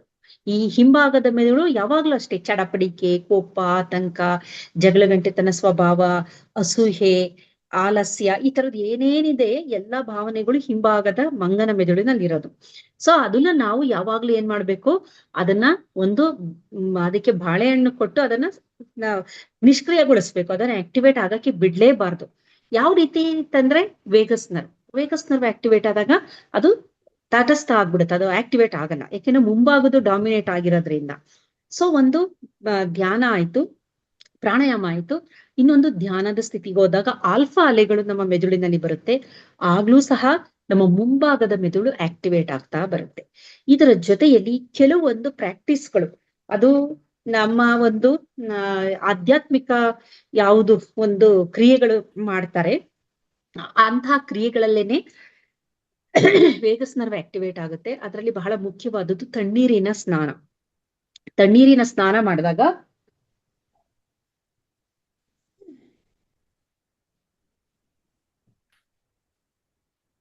ವೇಗಸ್ ನರ್ವ್ ಆಕ್ಟಿವೇಟ್ ಆಗುತ್ತೆ. ತಣ್ಣೀರಿನ ಸ್ನಾನ ಮಾಡಿದಾಗ ವೇಗಸ್ ನರ್ವ್ ಆಕ್ಟಿವೇಟ್ ಆಗುತ್ತೆ. ತಣ್ಣೀರಿನಿಂದ ಪಾದಗಳನ್ನ ತೊಳೆದಾಗ ಆಗುತ್ತೆ. ತಣ್ಣೀರಿನಿಂದ ಮುಖ ತೊಳೆದಾಗ ವೇಗಸ್ ನರ್ವ್ ಆಕ್ಟಿವೇಟ್ ಆಗುತ್ತೆ. ಪಾದಗಳನ್ನ ಮಸಾಜ್ ಮಾಡಿದಾಗ ವೇಗಸ್ ನರ್ವ್ ಆಕ್ಟಿವೇಟ್ ಆಗುತ್ತೆ. ನಮ್ಮ ಕಿವಿಗಳನ್ನ ಮಸಾಜ್ ಮಾಡಿದಾಗ, ಹಿಂದಿನ ಕಾಲದಲ್ಲಿ ಗಣಪತಿ ದೇವಸ್ಥಾನಕ್ಕೆ ಹೋದಾಗ ಕಿವಿಗಳನ್ನ ಹಿಡಿದುಕೊಂಡು ನಮಸ್ಕಾರ ಮಾಡ್ತಾ ಇದ್ರು, ಕ್ರಾಸ್ ಮಾಡಿ, ಕೈನ ಕ್ರಾಸ್ ಮಾಡಿ. ಅಂತ ಸಂದರ್ಭದಲ್ಲಿ ವೇಗಸ್ ನರ್ವ್ ಆಕ್ಟಿವೇಟ್ ಆಗ್ತಾ ಇತ್ತು. ಪ್ರಿಫ್ರಾಂಟಲ್ ಕಾರ್ಟೆಕ್ಸ್ ಆಕ್ಟಿವೇಟ್ ಆಗ್ತಾ ಇತ್ತು. ದೇವರ ಮುಂದೆ ನಿಂತಾಗ ನಮ್ಗೆ ಏನು ಬೇಕು, ನಿಜವಾಗ್ಲೂ ಏನ್ ಬೇಕು ಅದನ್ನ ಕೇಳ್ತಾ ಇದ್ವು. ಇಲ್ಲದೆ ಹೋದ್ರೆ ನಾವು ಎಲ್ಲರ ತರ, ಬೇರೆ ಜನರ ತರ ಸರಿಯಾದ ಒಂದು ಕೋರಿಕೆ ಅಂದ್ರೆ ಮುಕ್ತಿ ಅಂತ ಕೇಳ್ಬೋದು, ಇಲ್ಲ ಅಂತಂದ್ರೆ ಭೋಗದ ವಸ್ತುಗಳನ್ನ ಕೇಳುವಂತ ಪರಿಸ್ಥಿತಿ ಬರುತ್ತೆ. ವೇಗಸ್ ನರ್ವ್ ಆಕ್ಟಿವೇಟ್ ಆದ್ರೆ ನಮ್ಮ ಮುಂಭಾಗದ ಮೆದುಳು ನಮಗೆ ಏನು ಬೇಕು ಎಲಿವೇಟ್ ಆಗಕ್ಕೆ ಅಂತದನ್ನ ಅಪೇಕ್ಷೆ ಪಡುತ್ತೆ. ಹಾಗಾಗಿ ತಣ್ಣೀರಿನಿಂದ ಮುಖ ತೊಳೆಯೋದು, ತಣ್ಣೀರಿನ ಸ್ನಾನ, ಒಳ್ಳೆಯ ಆಹಾರ, ಸಾತ್ವಿಕ ಆಹಾರ, ಸಸ್ಯಾಹಾರ ಸೇವನೆ ಮಾಡಿದಾಗ ನಮ್ಮ ಕರುಳಿನ ಬ್ಯಾಕ್ಟೀರಿಯಾಗಳು ಚೆನ್ನಾಗಿರುತ್ತೆ. ಆಗ್ಲೂ ಸಹ ವೇಗಸ್ ನರ್ವ್ ಆಕ್ಟಿವೇಟ್ ಆಗುತ್ತೆ. ಬಹಳ ಮುಖ್ಯವಾಗಿ ಪ್ರಕೃತಿಯ ಜೊತೆ ಒಡನಾಟ ಅಂತ ಹೇಳ್ತಾರೆ. ಅಂದರೆ ನಮ್ಮ ನೇಚರ್, ಪ್ರಕೃತಿ ನಡಿಗೆ, ಪ್ರಕೃತಿಯಲ್ಲಿ ಎಲ್ಲ ಒಂದು ಹೋಗಿ, ಅದು ಒಂದು ಪಾರ್ಕ್ ಆಗ್ಬೋದು, ಒಂದು ಕಾಡಾಗ್ಬೋದು, ಒಂದು ಬೆಟ್ಟ ಆಗ್ಬೋದು, ಒಂದು ದೇವಸ್ಥಾನ ಆಗ್ಬೋದು, ಬೆಟ್ಟದ ಮೇಲಿನ ದೇವಸ್ಥಾನ ಆಗ್ಬೋದು, ಅಂತಹ ಕಡೆಗೆ ಹೋದಾಗೇನಾಗುತ್ತೆ ಅಂದ್ರೆ ಶುಮ್ಯಾನಿಕ್ ಫ್ರೀಕ್ವೆನ್ಸಿ ಅಂತ ಅಂತೀವಿ. ನಮ್ಮ ದೇಹದಲ್ಲಿ ಇರುವಂತಹ ಎಲ್ಲ ಪಾಸಿಟಿವ್ ಅಯಾನ್ಸ್ಗಳು ಅಕ್ಯುಮುಲೇಟ್ ಆಗಿರುತ್ತೆ ಪ್ರತಿದಿನ. ಅದು ಗ್ರೌಂಡ್ ಆಗ್ಬೇಕು. ಅದು ಗ್ರೌಂಡ್ ಆಗ್ಬೇಕು ಅಂತಂದ್ರೆ ನಮ್ಮ ಪಾದ ಭೂಮಿಗೆ ಸ್ಪರ್ಶ ಆಗ್ಬೇಕು. ಸ್ಪರ್ಶ ಆದಾಗ ಏನಾಗುತ್ತೆ ಅಂದ್ರೆ ಭೂಮಿಯಲ್ಲಿರುವ ಒಂದು ನೆಗೆಟಿವ್ ಅಯಾನ್ಗಳು ಇದರ ಜೊತೆ ಸೇರಿ ನ್ಯೂಟ್ರಲೈಸ್ ಮಾಡ್ತಾ ಬರುತ್ತೆ. ಇದರ ಜೊತೆಯಲ್ಲಿ ನಾವು ಪ್ರಕೃತಿಯಲ್ಲಿದ್ದಾಗ ನಮ್ಮ ಪಂಚೇಂದ್ರಿಯಗಳು ಆಕ್ಟಿವೇಟ್ ಆಗುತ್ತೆ. ಹೂವಿನ ಸುವಾಸನೆ ಆಗಿರಬಹುದು, ಗಾಳಿ ಆಗಿರ್ಬೋದು, ಮರದ ಒಂದು ಶಬ್ದ ಆಗಿರ್ಬೋದು, ಪಕ್ಷಿಗಳ ಶಬ್ದ ಆಗಿರಬಹುದು, ಇವುಗಳೆಲ್ಲ ಇದು ಒಂದು ರೀತಿಯ ಆಧ್ಯಾತ್ಮಿಕತೆ ಅಂತಾನೆ ಹೇಳ್ಬೋದು. ಪ್ರಕೃತಿಯಲ್ಲಿರುವ ಎಲ್ಲ ಅಂಶಗಳನ್ನ ಗಮನಿಸ್ತಾ ಹೋಗುವಂಥದ್ದು. ಹಾಗಾಗಿ ಅವಾಗ ನಮ್ಗೆ ಎಲ್ಲ ಶಬ್ದಗಳಾಗ್ಬೋದು, ಪರಿಸರದಲ್ಲಿ ನಡೆಯುವಂತಹ ಸಣ್ಣ ಸಣ್ಣ ಕ್ರಿಯೆಗಳು ನಮ್ಮ ಕಣ್ಣಿಗೆ ಗೋಚರ ಆಗಕ್ಕೆ ಶುರು ಆಗುತ್ತೆ. ಅಂತ ಸಂದರ್ಭದಲ್ಲಿ ಏನಾಗುತ್ತೆ ಅಂದ್ರೆ ನಮ್ಮ ಮೆದುಳು ಆಲ್ಫಾಗೆ ಹೋಗುತ್ತೆ. ಆಲ್ಫಾಗೆ ಹೋದಾಗ ಅದು ಶಾಂತವಾಗುತ್ತೆ. ಶಾಂತವಾದಾಗ ಏನಾಗುತ್ತೆ ಅಂದ್ರೆ ನಮ್ಮ ದೇಹದಲ್ಲಿ ಬಿಡುಗಡೆಯಾಗುವಂತಹ ಎಲ್ಲಾ ತರದ ಒತ್ತಡದ ಹಾರ್ಮೋನುಗಳು, ಅದರಲ್ಲಿ ಬಹಳ ಪ್ರಮುಖವಾದದ್ದು ಕಾರ್ಟಿಸಾಲ್ ಆಗಿರಬಹುದು. ಕಾರ್ಟಿಸಾಲ್ ಅನ್ನುವುದು ಒತ್ತಡದ ಹಾರ್ಮೋನು. ನಮ್ಮ ಧ್ಯಾನದ ಬಹಳ ಪ್ರಮುಖವಾದ ಒಂದು ಅಂಶ ಏನಂದ್ರೆ ಒತ್ತಡವನ್ನ ಅದು ಕಂಟ್ರೋಲ್ ಮಾಡ್ತಾ ಬರುತ್ತೆ. ಅದರಲ್ಲಿ ಪ್ರಮುಖವಾಗಿ ಕಾರ್ಟಿಸಾಲ್, ಎಡ್ರಿನಾಲಿನ್, ನಾರ್ ಎಡ್ರಿನಾಲಿನ್, ಇವೆಲ್ಲ ಒತ್ತಡದ ಹಾರ್ಮೋನ್ಗಳು. ಇವುಗಳು ಬಿಡುಗಡೆ ಆದಂತ ಸಂದರ್ಭದಲ್ಲಿ ನಮ್ಮ ಹೃದಯ ಬಡಿತ ಹೆಚ್ಚಾಗುತ್ತೆ, ಉಸಿರಾಟ ಬಿಸಿ ಆಗ್ತಾ ಬರುತ್ತೆ, ನಮ್ಮ ಸ್ನಾಯುಗಳು ಬಿಗಿತಗೊಳ್ಳುತ್ತೆ, ಮುಖ ಕೆಂಪಾಗುತ್ತೆ, ಪ್ಯಾಲ್ಪಿಟೇಷನ್ ಜಾಸ್ತಿ ಆಗ್ತಾ ಬರುತ್ತೆ, ರಕ್ತದಲ್ಲಿ ಸಕ್ಕರೆ ಅಂಶ ಜಾಸ್ತಿ ಆಗುತ್ತೆ. ಹಾಗಾಗಿ ದೇಹವನ್ನ ಒಂದು ಓಡೋದಕ್ಕೆ ಅಥವಾ ಎದುರಿಸೋದಕ್ಕೆ ರೆಡಿ ಮಾಡ್ತಾ ಬರುತ್ತೆ. ಆಮೇಲೆ ಅರೋಸಲ್ ತುಂಬಾ ಒಂಥರ ಅಂದ್ರೆ ರೆಡಿ ಟು ಫೈಟ್ ಅಂತೀವಲ್ಲ, ಆ ಸ್ಟೇಜ್ಗೆ ನಾವು ರೀಚ್ ಆಗಿರ್ತೀವಿ. ಯಾರಾದ್ರೂ ಮಾತಾಡಿದ್ರೆ ನಾನು ಅವ್ರ ಜೊತೆ ಜಗಳ ಆಡ್ಬೇಕು ಅನ್ನುವ ಸ್ಟೇಜ್ಗೆ ರೀಚ್ ಆಗುತ್ತಲ್ಲ, ಅದು ಒತ್ತಡದ ಹಾರ್ಮೋನ್ ಇಂದ ಉಂಟಾಗುವಂತಹ ಸ್ಥಿತಿ. ಅದನ್ನ ಬಹಳಷ್ಟು ಸಂದರ್ಭದಲ್ಲಿ ನಾವು ನೋಡ್ತೀವಿ.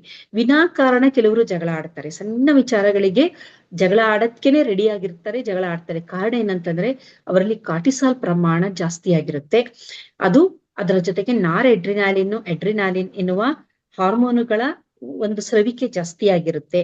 ಹಾಗಾಗಿ ಏನಾಗುತ್ತೆ ಅಂದ್ರೆ ಅವರು ಅರೋಸಲ್ ಅಂತ ಕರಿತೀವಿ. ಅದು ಅಂದ್ರೆ ರೆಡಿ ಆಗಿರೋದು, ಜಗಳ ಮಾಡಕ್ಕೆ, ಫೈಟ್ ಮಾಡೋದಕ್ಕೆ ರೆಡಿ ಆಗಿರ್ತೀವಲ್ಲ, ಅದು ಅರೋಸಲ್. ಆದರೆ ಧ್ಯಾನದ ಅವಸ್ಥೆಯಲ್ಲಿ ಈ ಕಾರ್ಟಿಸಾಲ್ ಪ್ರಮಾಣ ಸಂಪೂರ್ಣವಾಗಿ ಕಮ್ಮಿ ಆಗಿರುತ್ತೆ. ಅದು ಒತ್ತಡದ ಹಾರ್ಮೋನು. ಇದರ ಬದಲಾಗಿ ಧ್ಯಾನದ ಅವಸ್ಥೆಗೆ ಹೋದಾಗ ಡೋಪಮೈನ್ ಆಗ್ಬೋದು, ಸೆರಟನಿನ್ ಆಗ್ಬೋದು, ಆಕ್ಸಿಟಾಸಿನ್ ಆಗ್ಬೋದು, ಎಂಡಾರ್ಫಿನ್ ಆಗ್ಬೋದು. ಇದರ ಜೊತೆ ಗಾಬಾ, ಗ್ಲೂಟಾ ಅಮೈನೋ ಬ್ಯೂಟ್ರಿಕ್ ಆಸಿಡ್ ಅಂತ ಇದು ಹೆಚ್ಚಾಗ್ತಾ ಬರುತ್ತೆ.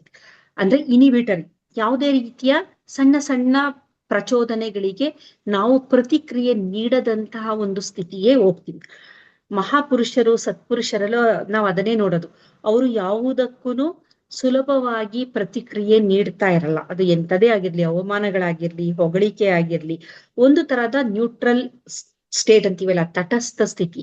ಹೊಗಳಿಕೆಗಳಿಗೂ ಹಿಗ್ಗದೆ, ತೆಗಳಿಕೆಗಳಿಗೂ ಕುಗ್ಗದೆ, ಒಂದೇ ತರ ಸಮಚಿತ್ತ ಅಂತ ನಾವೇನ್ ಹೇಳ್ತೀಯ, ಸಮಚಿತ್ತವನ್ನು ಹೊಂದಿರುವಂತಹವರು ಜ್ಞಾನಿಗಳು, ಸತ್ಪುರುಷರು, ಯೋಗಿಗಳು, ಸಾಧಕರು. ಹಾಗಾಗಿ ಈ ಆಧ್ಯಾತ್ಮಿಕ ಆರೋಗ್ಯ ಅನ್ನುವುದು ಎಲ್ಲರಿಗೂ ಬೇಕಾಗಿರುವಂತಹದ್ದು. ಇದಕ್ಕೆ ವಯಸ್ಸಿನ ಮಿತಿ ಇಲ್ಲ. ವಯಸ್ಸಾದ ನಂತರ ಆಧ್ಯಾತ್ಮಿಕತೆಗೆ ಹೋದಾಗ ಅಂತ ಪ್ರಯೋಜನ ಆಗಲ್ಲ, ಅಂದ್ರೆ ತೀರಾ ಸಮಯ ಕಮ್ಮಿ. ಆದರೆ ಮೊದಲಿನಿಂದಲೇ ಅದನ್ನ ನಾವು ಬೆಳೆಸ್ಕೊಂತ ಬಂದ್ರೆ ಅದರ ಪ್ರಯೋಜನವನ್ನ ನಾವು ಪ್ರತಿ ಹಂತದಲ್ಲೂ ಪಡಿತಬಹುದು. ಇದಕ್ಕೆ ಸಮಯ ಅಥವಾ ಇದು ಅಂತ ನಿಗದಿಯಾಗಿಲ್ಲ. ನನಗೆ ವಯಸ್ಸಾಗಿ ನಾನು ರಿಟೈರ್ಡ್ ಆದ್ಮೇಲೆ ನಾನು ಆಧ್ಯಾತ್ಮಿಕತೆಗೆ ಹೋಗ್ತೀನಿ, ಇವಾಗ ನಾನು ತುಂಬಾ ಬ್ಯುಸಿ ಆಗಿರ್ತೀನಿ ಅಂದ್ರೆ ಆ ನಷ್ಟ ನಮ್ಗೆನೆ. ಮೊದಲಿನಿಂದಲೂ ಎಲ್ಲೋ ಒಂದು ಕಡೆ ಎಲ್ಲಿ ಸಾಧ್ಯನೋ ಅಲ್ಲಿ ಇದನ್ನ ನಾವು ಅಭ್ಯಾಸ ಮಾಡ್ತಾ ಬಂದ್ರೆ ನಮಗೆ ವಯಸ್ಸಾಗುವ ಅಷ್ಟರಲ್ಲಿ ನಾವು ಒಂದು ಹಂತಕ್ಕೆ ಹೊರಟೋಗಿರ್ತೀವಿ, ಬೇರೆ ಲೆವೆಲ್ಗೆ ಹೋಗಿರೋದ್ರಿಂದ ಬಹಳಷ್ಟು ಅನುಭವಗಳನ್ನ, ಒಳ್ಳೆಯ ಅನುಭವಗಳನ್ನ ಪಡೆಯುವಂತಹ ಒಂದು ಅವಕಾಶ ಸಿಕ್ಕುತ್ತೆ. ಆದ್ರೆ ಕೊನೆಯ ಹಂತದಲ್ಲಿ ನಾವು ಆಧ್ಯಾತ್ಮಿಕತೆ ಅಂತ ಹೋದ್ರೆ ಅಂತ ಒಳ್ಳೆಯ ಅವಕಾಶಗಳನ್ನ ಕಳೆದುಕೊಳ್ಳುವಂತಹ ಸಾಧ್ಯತೆಗಳಿರುತ್ತೆ. ಹಾಗಾಗಿ ಯುವಕರಿಗೆ ಈ ಒಂದು ಆಧ್ಯಾತ್ಮಿಕ ಆರೋಗ್ಯ ಕುದುರೆಗೆ ಹಾಕಿರುವ ಒಂದು ಕಡಿವಾಣದಂತೆ. ಅದು ಹುಚ್ಚು ಕುದುರೆ ತರ ಇದ್ದಾಗ ಆಧ್ಯಾತ್ಮಿಕ ಆರೋಗ್ಯ ಅವ್ರಿಗಿದ್ರೆ, ಅದರ ಬಗ್ಗೆ ತಿಳುವಳಿಕೆ ಇದ್ರೆ, ಆ ಎಲ್ಲಾ ಒಂದು ಹುಚ್ಚುತನಕ್ಕೆ, ಆಸೆಗಳಿಗೆ ಕಡಿವಾಣ ಬೀಳುತ್ತೆ. ಜೀವನವನ್ನ ಚೆನ್ನಾಗಿ ನಡೆಸ್ಕೊಂಡು ಸಮಾಜದಲ್ಲಿ ಒಂದು ಆರೋಗ್ಯಕರವಾದ ಸಮಾಜವನ್ನು ಸೃಷ್ಟಿ ಮಾಡೋದಕ್ಕೆ ಆಧ್ಯಾತ್ಮಿಕ ಆರೋಗ್ಯ ಒಂದು ಭದ್ರ ಬುನಾದಿ. ಇದು ಎಲ್ಲರಿಗೂ ಬೇಕು. ವಯಸ್ಸಾದವರು ಅಂತ ಮಾತ್ರ ಮೂಗು ಮುರಿಯೋದಲ್ಲ, ಯುವಕರಿಗೇನೆ ಮುಖ್ಯವಾಗಿ ಬೇಕಾಗಿರೋಂಥದ್ದು. ಏಕೆಂದ್ರೆ ಮನಸ್ಸನ್ನ, ವಯಸ್ಸಾದವ್ರಿಗೆಲ್ಲ ಮುಗ್ದೋಗಿರುತ್ತೆ ಜೀವನ, ಆದ್ರೆ ಯುವಕರಿಗೆ ಮನಸ್ಸನ್ನ ಹತೋಟಿಲಿ ಇಟ್ಕೋಬೇಕು. ಅಲ್ಲೇ ಎಲ್ಲಾ ತರದ ದುರಂತಗಳು ನಡೆಯೋದು, ಎಲ್ಲಾ ಚಟಗಳಿಗೆ ಇದಾಗಂಥದ್ದು, ಕೆಟ್ಟ ಕೆಲಸಗಳನ್ನ ಮಾಡೋಂಥದ್ದು. ಇದೆಲ್ಲದಕ್ಕೂ ಒಂದು ನಿಯಂತ್ರಣ, ಮನಸ್ಸಿನ ಮೇಲೆ ಹಿಡಿತ ಬೇಕು ಅಂದ್ರೆ ಅದು ಆಧ್ಯಾತ್ಮಿಕ ಆರೋಗ್ಯದಿಂದ ಮಾತ್ರ ಸಾಧ್ಯ. ಹಾಗಾಗಿ ಆಧ್ಯಾತ್ಮಿಕ ಆರೋಗ್ಯ ಪ್ರತಿಯೊಬ್ಬ ವ್ಯಕ್ತಿಯ ಜೀವನದ ಒಂಥರ ಉಸಿರು ಅಂತಾನೆ ಹೇಳ್ಬಹುದು. ಅದು ಚೆನ್ನಾಗಿದ್ರೆ ದೇಹ ಮತ್ತೆ ಮನಸ್ಸು ಚೆನ್ನಾಗಿರುತ್ತೆ. ದೇಹ ಮತ್ತು ಮನಸ್ಸು ಚೆನ್ನಾಗಿದ್ರೆ ಎಂಟೈರ್ ಬಾಡಿ ಅಥವಾ ಓವರ್ ಆಲ್ ಆ ಒಂದು ಪರ್ಸನಾಲಿಟಿ ಅಂತ ನಾವೇನ್ ಹೇಳ್ತೀವಿ, ಆ ಪರ್ಸನ್ ಅವರೇ ಒಬ್ಬ ಅದ್ಭುತ ವ್ಯಕ್ತಿಯಾಗಿರ್ತಾರೆ. ಹಾಗಾಗಿ ಆಧ್ಯಾತ್ಮಿಕ ಆರೋಗ್ಯ ಅತ್ಯಂತ ಅವಶ್ಯ ಅಂತ ಹೇಳಿ ನಾನು ಮಾತು ಮುಗಿಸ್ತೀನಿ. ಏನಾದ್ರೂ ಪ್ರಶ್ನೆಗಳಿದ್ರೆ ತಾವು ದಯವಿಟ್ಟು ಕೇಳಬಹುದು. Thank you madam.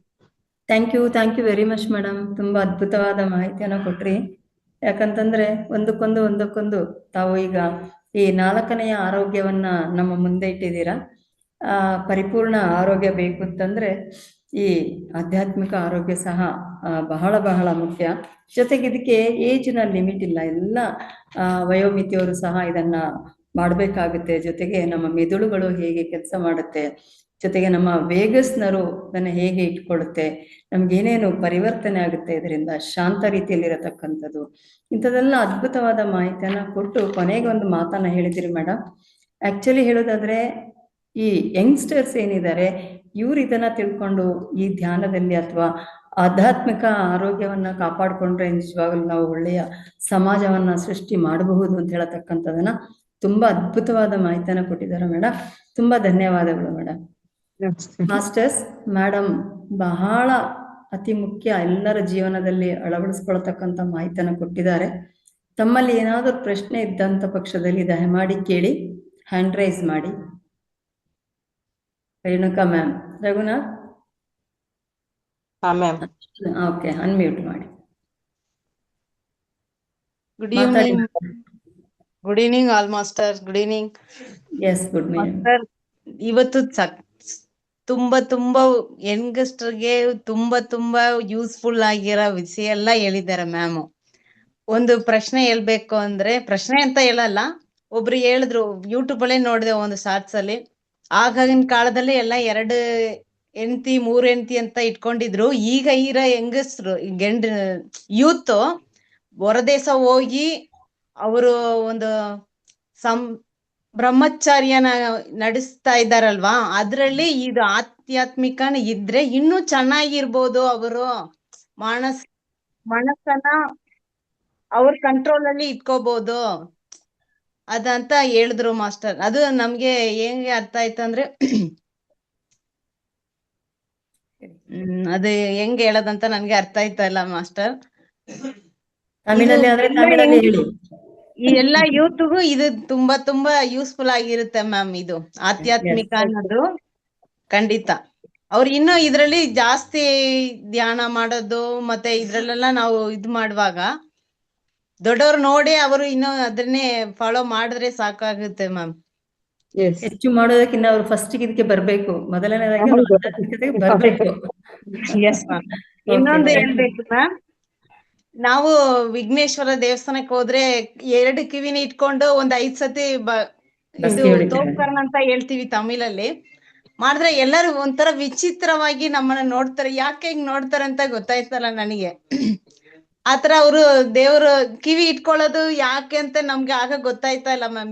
ಈಗ ಅದು ಈ ಆಧ್ಯಾತ್ಮಿಕ ಬಂದ್ಮೇಲೆ ಕಿವಿಯಲ್ಲಿ ಎಲ್ಲಾ ಪಾಯಿಂಟ್ಸ್ ಗಳು ಇದೆ, ನರ್ವಸ್ ಪಾಯಿಂಟ್ಸ್ ಎಲ್ಲ ಇದೆ. ಅದಕ್ಕೋಸ್ಕರನೇ ಅದನ್ನ ನಮ್ಗೆ ದೊಡ್ಡವರೆಲ್ಲ ಆತರ ಹೇಳಿದ್ದಾರೆ ಅನ್ನೋದು ಗೊತ್ತಾಯ್ತು ಮ್ಯಾಮ್. ತುಂಬಾ thanks ma'am. Thank you ma'am. Thank you very much. Shashikala ಮ್ಯಾಮ್ಗೆ ಅನ್ಮ್ಯೂಟ್ ಮಾಡಿ. ಅನ್ಮ್ಯೂಟ್ ಮಾಡ್ಕೊಳ್ಳಿ ಮ್ಯಾಮ್. ನಮಸ್ತೆ ಮೇಡಮ್. ನಮಸ್ತೆ ಮಾಲಿನಿ ಮೇಡಮ್. ನಮಸ್ತೆ. ತುಂಬಾ ಚೆನ್ನಾಗಿ ಹೇಳಿದ್ರಿ. ಆಧ್ಯಾತ್ಮಿಕ ಆರೋಗ್ಯ ಎಲ್ಲರಿಗೂ ಬೇಕು. ಅದರಲ್ಲಿ ಹಿರಿಯರಿಗಿಂತ ಕಿರಿಯರಿಗೆ ಸಿಕ್ಕಿದ್ರೆ ಅವರ ಜೀವನ ಉದ್ಧಾರ ಆಗತ್ತೆ ಅನ್ನೋದು ಖಂಡಿತವಾಗ್ಲೂ ಗೊತ್ತಾಯ್ತು. ಅದ್ ಖಂಡಿತವಾಗ್ಲೂ ಹೌದು. ಯಾಕೆಂದ್ರೆ ಚಿಕ್ಕದ್ರಿಂದ ಸಿಕ್ಕಿದ್ರೆ ಅವ್ರಿಗೆ ಉಪಯೋಗಗಳು ಜಾಸ್ತಿ ಆಗತ್ತೆ. ಈಗ ನಾವು ಬೆಳೆದು ಬಿದ್ದೋಗ ಮರಕ್ಕೆ ಏನು ಫಲವತ್ತ ಇದು ಕೊಟ್ರು ಏನು ಅಷ್ಟೊಂದು ಎಷ್ಟು ನ್ಯೂಟ್ರಿಯೆಂಟ್ಸ್ ಕೊಟ್ರು ಅಷ್ಟೇನೆ. ಅದಕ್ಕೆ ಈಗ ಬೆಳೀತಾ ಇರೋರಿಗೆ ಚಿಕ್ಕವರಿಗೆ ಆಧ್ಯಾತ್ಮಿಕ ಆರೋಗ್ಯ ಸಿಕ್ಕಿದ್ರೆ ಬಹಳ ಒಳ್ಳೇದು. ಈ ಆಧ್ಯಾತ್ಮಕ್ಕೆ ಅವ್ರೆಲ್ಲರೂ ಬಂದ್ರೆ ಬಹಳ ಒಳ್ಳೇದು ಅನ್ನೋದ ತುಂಬಾ ಚೆನ್ನಾಗಿ ಹೇಳಿದ್ರಿ. ನನಗೆ ಒಂದು ಡೌಟ್ ಏನ್ ಬಂತಂತಂದ್ರೆ, ಈಗ ಆಲ್ಫಾ ಸ್ಟೇಟ್ ಆಫ್ ಮೈಂಡ್ ಅಂತ ಹೇಳಿದ್ರಲ್ಲ, ಈಗ ನಾವು ನಾನು ಕೆಮಿಸ್ಟ್ರಿ ಸ್ಟೂಡೆಂಟ್. ನಾನು ಆ ಕೆಮಿಸ್ಟ್ರಿಯಲ್ಲಿ ನಾವು ಆಲ್ಫಾ ಪಾರ್ಟಿಕಲ್ ಅಂದ್ರೆ ಸ್ಲೋ ಮೂವಿಂಗ್ ಪಾರ್ಟಿಕಲ್ಸ್ ಅಂತ ಹೇಳ್ತೀವಿ. ಅದೇ ತರ ಬೀಟಾ ಅಂದ್ರೆ ಸ್ವಲ್ಪ ಫಾಸ್ಟ್ ಮೂವಿಂಗ್, ಗ್ಯಾಮಾ ಇನ್ನು ಫಾಸ್ಟ್ ಅಂತ ಹೇಳ್ತೀವಿ. ಸೊ ಅದೇ ತರ ಅಂದ್ರೆ ಸ್ಲೋ ಆಗಿರುತ್ತೆ ಮೈಂಡ್ ಅಂತನಾ? ಅಂದ್ರೆ ಸ್ಲೋ ಆಗುತ್ತೆ ಮೈಂಡ್ ಆಲ್ಫಾದಲ್ಲಿ. ಅದು ಒಂಥರ ರೆಸ್ಟಿಂಗ್ ತರ, ರೆಸ್ಟ್ ತರ. ಈಗ ಮಾತಾಡ್ಬೇಕಾದ್ರೆ ಬೀಟಾ ಇರುತ್ತಲ್ಲ, ತುಂಬಾ ಫಾಸ್ಟ್ ಅದು. ಮೆದುಳು ಸಿಕ್ಕಾಪಟ್ಟೆ ಫ್ರಿಕ್ಷನ್ ಇರುತ್ತೆ, ತುಂಬಾ ಫ್ರಿಕ್ಷನ್ಸ್ ಗಳು. ಆದ್ರೆ ಆಲ್ಫಾಗೆ ಬಂದಾಗ ಕೂಲ್ ತರ ಒಂಥರ ಸ್ಲೋ ಡೌನ್ ಆಗಿ ಕಾಮ್ ಆಗುತ್ತಲ್ಲ, ಅದು ಬೇಕು ಮೆದುಳಿಗೆ ಮಧ್ಯ ಮಧ್ಯ ಅದು. ಹಾಗಾಗಿ ಕಣ್ಣು ಮುಚ್ಚಿ ಧ್ಯಾನ ಮಾಡ್ಬೇಕಾದ್ರೆ ಒಂಥರ ಒಂದು ಆಲ್ಫಾಗೆ ಹೋಗ್ತಾ ಇರ್ತೀವಿ. ಅದು ಹೆಲ್ತಿ ಬ್ರೈನ್ಗೆ ಅದು ತುಂಬಾ ಮುಖ್ಯ ಅಂತ. ಬ್ರೈನ್ ಹೆಲ್ತಿ ಆಗಿರ್ಬೇಕು ಅಂದ್ರೆ ಅದನ್ನ ಈಗ ನೋಡಿ, ಒಂದು ಮಿಷಿನ್ ನ ಕಂಟಿನ್ಯೂಸ್ ನೀವು ಓಡಿಸ್ತಾ ಇದ್ರೆ ಕೆಟ್ಟೋಗುತ್ತೆ. ಅದಕ್ಕೆ ಏನ್ ಮಾಡ್ತೀವಿ, ಮಧ್ಯ ಮಧ್ಯ ರೆಸ್ಟ್ ಕೊಡ್ತೀವಿ, ಅದನ್ನ ಆಫ್ ಮಾಡ್ತೀವಿ. ಈ ಆಲ್ಫಾ ಅನ್ನೋದು ಒಂಥರ ಆಫ್ ತರ. ಇಲ್ಲ ಅಂದ್ರೆ ಮಿಷನ್ ಓಡ್ತಾ ಇರುತ್ತೆ, ಮೆದುಳು ಸುಮ್ನೆ ಇರಲ್ಲ. ಅದು ಸದಾಕಾಲ ಒಂದಲ್ಲ ಒಂದ್ ಥಿಂಕ್ ಮಾಡ್ತಾನೆ ಇರುತ್ತದು ಅಲ್ವಾ. ಅದಕ್ಕೆ ರೆಸ್ಟ್ ಅಂದ್ರೆ ಕಣ್ಣು ಮುಚ್ಚಿದಾಗ ಏನಾಗುತ್ತೆ ಅಂದ್ರೆ ಒಂದು ಸ್ವಲ್ಪ ಹೊತ್ತು ಅದು ರಿಲ್ಯಾಕ್ಸ್ ಆಗುತ್ತೆ. ಅದು ಬೇಕು. ಕಾಮ್ ಡೌನ್ ಆಗುತ್ತೆ. ಓಕೆ. ಅದೇ ನನ್ಗೆ ಅವತ್ತಿಂದನೂ ಹೇಳ್ತಾ ಇದ್ದೀನಿ, ನೀವು alpha state of mind, beta state of mind. ನನ್ಗೆ ಇದು ನನ್ ಕೆಮಿಸ್ಟ್ರಿನೇ ಓಡ್ತಾ ಇತ್ತು ಅಲ್ಲಿ. ಅದಕ್ಕೆ ಒಂದ್ಸಲ ಕೇಳ್ಬಿಡೋಣ ಅಂತ ಅನ್ಕೊಂಡು ಮಾಡಿದೆ. Thank you very much madam. ನಿಮ್ಮ ಜ್ಞಾನಕ್ಕೆ ಧನ್ಯೋಸ್ಮಿ ನಾವು. ಶಾರದಾ ಪಾಟೀಲ್ ಮ್ಯಾಮ್ ಮಾತಾಡಿ. ನಮಸ್ತೆ ಮೇಡಮ್. ನಮಸ್ತೆ. ಹಲೋ. ಕೇಳ್ತಾ ಇದೆ, ಬೇಗ ಪ್ರಶ್ನೆ ಕೇಳಿ. ಇವತ್ತು ಆಧ್ಯಾತ್ಮದ ಜ್ಞಾನದ ಬಗ್ಗೆ ತುಂಬಾ ಚೆನ್ನಾಗಿ ಹೇಳಿದ್ರಿ ಮೇಡಮ್. ಏನು ಅಂದ್ರೆ ನ್ಯಾಚುರಲ್ ಆಗಿ ಯಾವ್ದೇ ಫೀಸ್ ಇಲ್ಲದೆ ಇವಾಗ ಹೇಳಿದ್ರಲ್ಲ ಕಾರ್ಟಿಸಲ್ ಬಿಡುಗಡೆ ಆಗುತ್ತೆ ಅಂತ, ಅದು ನ್ಯಾಚುರಲ್ ಆಗಿ ಎಲ್ರಿಗೂ ಇದಾಗಿದೆ, ಆಗ್ತಿದೆ ಅಂತ ಅನಿಸ್ತಿದೆ ನನಗೆ. ನಂದೊಂದು ಪ್ರಶ್ನೆ ಏನು ಅಂದ್ರೆ, ಈಗ ಅಧ್ಯಾತ್ಮ ಜ್ಞಾನ ಅಂತ ಅಂದ್ರೆ ಇವಾಗ ಒಂದಷ್ಟು ಮೊದ್ಲು ನೆಗೆಟಿವ್ ಇರುತ್ತೆ ಮನಸ್ಸಲ್ಲಿ, ಅದರಿಂದ ಪಾಸಿಟಿವ್ ಕಡೆ ಬರೋದು. ಆ ಇದು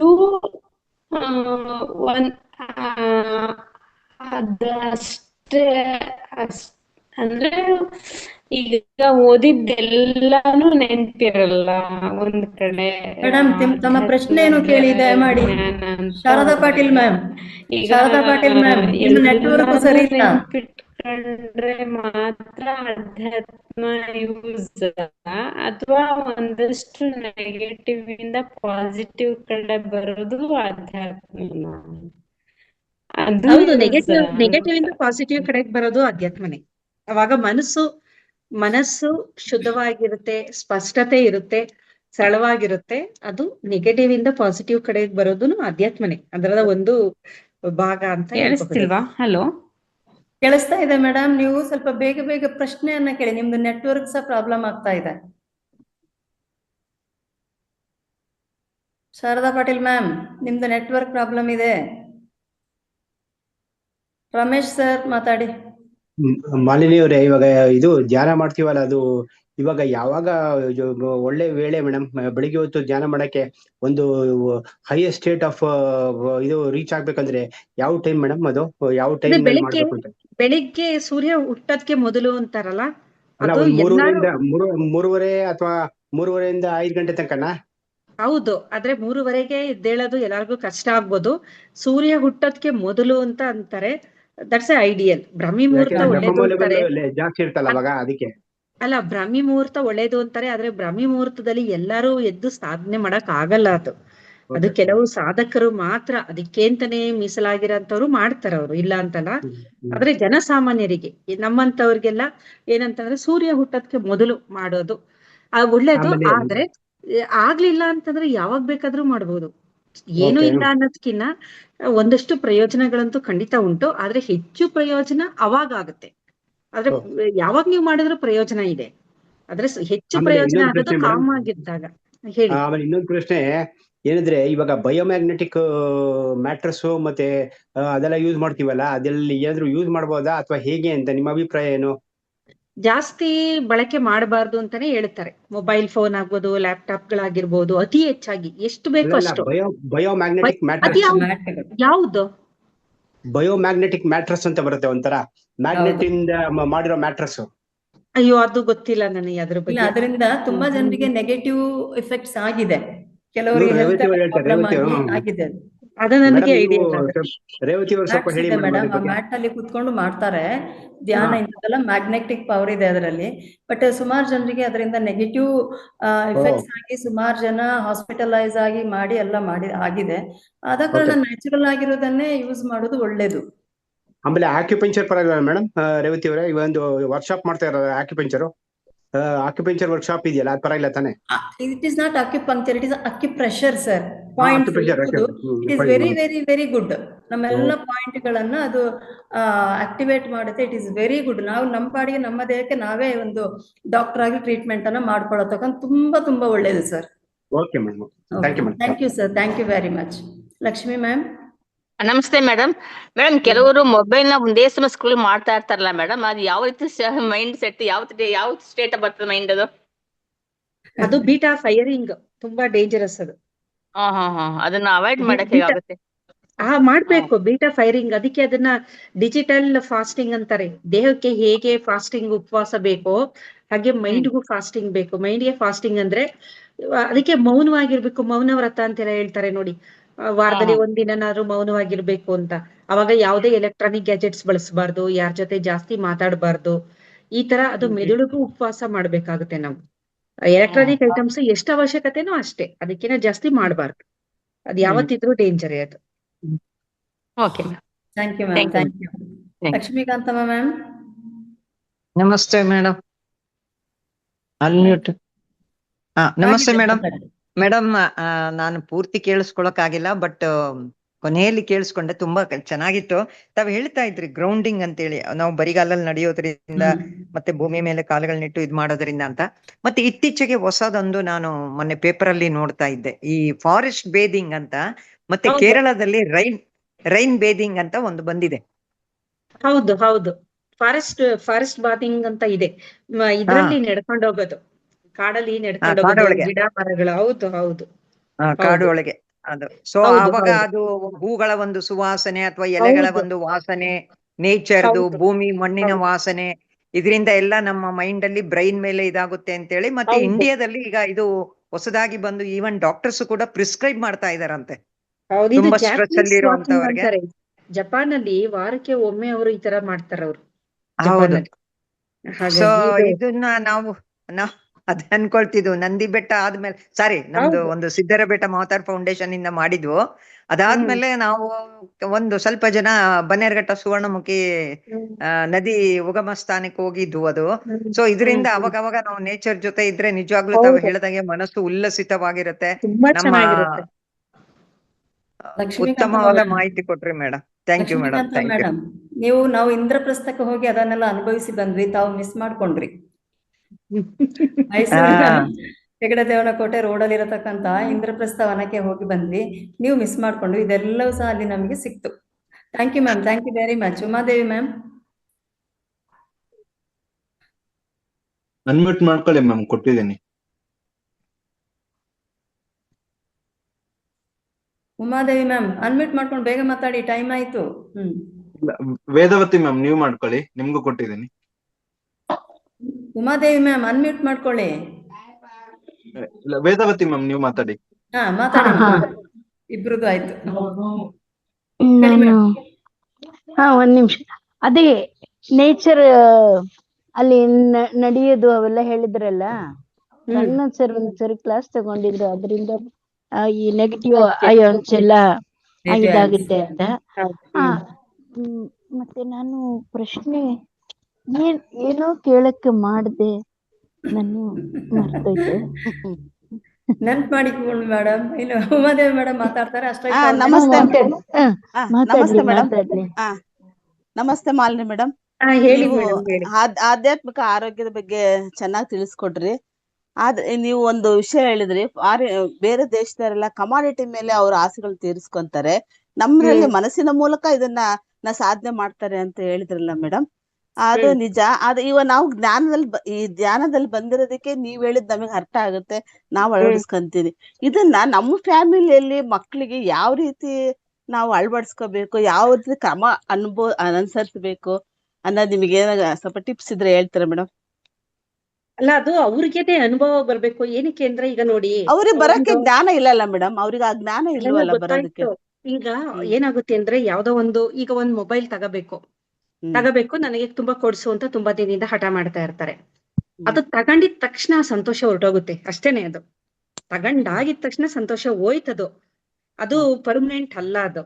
ಆತರ ವಸ್ತುಗಳನ್ನು ಪಡೆದುಕೊಂಡು ಅದರಿಂದ ಸುಖವನ್ನು ಅನುಭವಿಸ್ತೀವಿ ಅಂತ ಅನ್ಕಂತೀವಲ್ಲ, ಅದು ಕ್ಷಣಿಕ. ಅದು ನಮ್ದು ಆಗಿದ ತಕ್ಷಣ ಆ ಸಂತೋಷ ಅಲ್ಲಿಗೆ ಮುಗ್ದೋಯ್ತು. ಪುನಃ ನಿಮ್ಮ ಮೆದುಳಿನಲ್ಲಿ ಒಳ್ಳೆ ಹಾರ್ಮೋನ್ ಡೊಪಮೈನ್ ರಿಲೀಸ್ ಆಗ್ಬೇಕು ಅಂದ್ರೆ ಇನ್ನೊಂದು ವಸ್ತು ತಗೋಬೇಕು, ಅದಕ್ಕಿನ್ನ ಚೆನ್ನಾಗಿರೋದು. ಈಗ ನೀವು ತಗೊಂಡಿದ್ದೀರಲ್ಲ, ಅದಕ್ಕಿನ್ನ ಚೆನ್ನಾಗಿರ್ಬೇಕು. ಅದು ತಗೊಂಡಾಗ ಏನಾಗುತ್ತೆ, ಡೊಪಮೈನ್ ರಿಲೀಸ್ ಆಗುತ್ತೆ, ತಕ್ಷಣ ಅದು ಹೊರಟೋಗುತ್ತೆ. ಆಮೇಲೆ ಪುನಃ ನಿಮ್ಗೆ ಡೊಪಮೈನು ಮೆದುಳಲ್ಲಿ ರಿಲೀಸ್ ಆಗ್ಬೇಕು ಅಂದ್ರೆ ಅದಕ್ಕಿಂತ ದೊಡ್ಡದು ತಗೋಬೇಕು. ಈ ತರ ನಾವು ವಸ್ತುಗಳ ಮೇಲೇನೆ ಸಂತೋಷವನ್ನ ಅವಲಂಬಿಸಿದ್ರೆ ಅದಕ್ಕೆ ಎಂಡ್ ಅನ್ನೋದಿಲ್ಲ. ಅದಕ್ಕೆ ಜನ ಯಾಕೆ ಲಂಚ ತಗೊಳ್ಳೋದು, ಎಲ್ಲ ಏನೇನು ನಡೀತಾ ಇದೆ, ಇದೆಲ್ಲ ವಸ್ತುಗಳನ್ನ ಪಡೆಯೋದಕ್ಕೆ.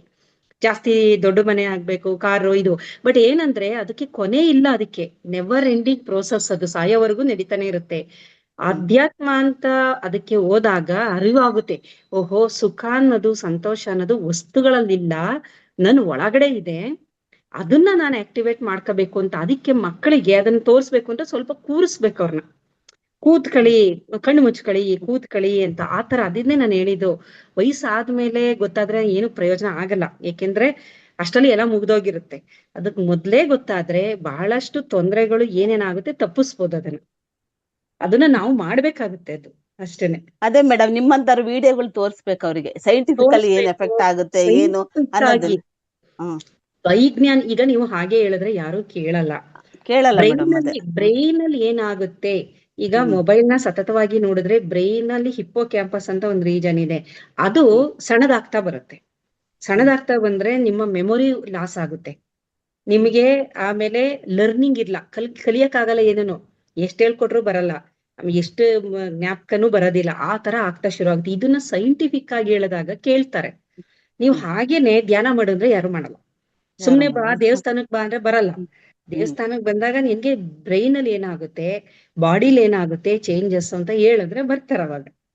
ಅದು ಆತರ ಜ್ಞಾನ ಕೊಡ್ಬೇಕು ಮಕ್ಳಿಗೆ. ಯಾಕೆಂದ್ರೆ ಅವ್ರು ಈಗಿನ ಕಾಲದವ್ರು, ಅವರು ನೀವ್ ಹೇಳದ್ನ ಒಪ್ಕೊಳಲ್ಲ. ಯಾವಾಗ ಒಪ್ಕಂತಾರೆ ಅಂದ್ರೆ ಅದನ್ನ ವೈಜ್ಞಾನಿಕವಾಗಿ ತೋರಿಸ್ಕೊಡ್ಬೇಕು ಅವ್ರಿಗೆ. ಇದಾದಾಗ ಹಿಂಗಾಗಿದೆ, ಇದ್ರ ಮೇಲೆ ರಿಸರ್ಚ್ ಮಾಡಿದ್ದಾರೆ, ಈ ತರ ಸಿಕ್ಕಿದೆ ಅಂತ ಅಂದಾಗ ಕೇಳ್ತಾರೆ. ಅದೇ ಮೇಡಮ್ ನಿಮ್ಮಂತಾರ ವಿಡಿಯೋ ತೋರ್ಸ್ಬೇಕು ಅವ್ರಿಗೆ. ಕೆಲವೊಂದು ತೋರಿಸಿದಾಗ ಅನುಕೂಲ ಆಗುತ್ತೆ. ಹೌದು, ಅನುಕೂಲ ಆಗುತ್ತೆ, ಅವ್ರಿಗೆ ತಲೆಗೆ ಹೋಗುತ್ತೆ. ಹೌದು ಹೌದು. ಅನ್ಸುತ್ತೆ ಧ್ಯಾನ ಮಾಡುವವರಲ್ಲಿ ಪರಿವರ್ತನೆ ಆದಾಗ ಆಟೋಮೆಟಿಕಲಿ ಆ ಪರಿವರ್ತನೆ ಒಂದು ರೀಸನ್ ಆಗುತ್ತೆ ಉಳಿದವರಿಗೆ. ನಾವು ಪರಿವರ್ತನೆ ಆಗ್ಬೇಕು ಧ್ಯಾನದಿಂದ, ಅದನ್ನ ಮತ್ತೆ ಫಾಲೋ ಮಾಡೋ ಹಾಗೆ ಆಗ್ಬೇಕು. Thank you Umadevi ma'am. Vedavathi madam ನೆನ್ಸ್ಕೊಂಡ್ರ ಪ್ರಶ್ನೆ? ಅನ್ಮ್ಯೂಟ್ ಮಾಡ್ಕೊಳ್ಳಿ ಮೇಡಮ್. ಪ್ರಶ್ನೆ ಬೇಗ ಕೇಳಿ, ಧ್ಯಾನಕ್ಕೆ ಟೈಮ್. ಏನಿಲ್ಲ ನನ್ಗೆ ಈ ಬ್ರಹ್ಮ ಮುಹೂರ್ತದಲ್ಲಿ ಧ್ಯಾನ ಅದು ತುಂಬಾ ಡೀಪ್ ಸ್ಟೇಟ್ಗೆ ಹೋಗೋದೇ ಇಲ್ಲ. ಈ 11-11:30 ಆ ಟೈಮಲ್ಲಿ ತುಂಬಾ ಚೆನ್ನಾಗಿ ಕೊರುತ್ತೆ.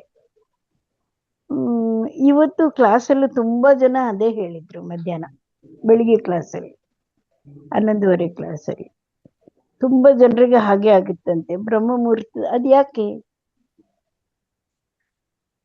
ಅದು ಗೊತ್ತಿಲ್ಲ ಮೇಡಮ್ ನನ್ಗೆ, ಆತರ ಅದು ಏನು ಅಂತ ಗೊತ್ತಿಲ್ಲ. ಯಾಕೆಂದ್ರೆ ಒಬ್ಬೊಬ್ರಿಗೆ ಅದು ಇಟ್ ಡಿಪೆಂಡ್ಸ್ ಆನ್ ಏಜ್. ನಿಮ್ಮ ವಯಸ್ಸಾಗಿರ್ಬೋದು, ನಿಮ್ಮ ಮನಸ್ಥಿತಿ ಆಗಿರ್ಬೋದು, ಎಲ್ಲಾದು ಇದೆ. ಇದು ಒಂದು ಫ್ಯಾಕ್ಟರ್ ಅಲ್ಲಿ ಇದೆಲ್ಲ ಡಿಸೈಡ್ ಮಾಡಕ್ ಆಗಲ್ಲ. ಹಾಗಾಗಿ ಅದ್ರ ಬಗ್ಗೆ ನನಗೆ ಅಷ್ಟೊಂದು ಐಡಿಯಾ ಇಲ್ಲ.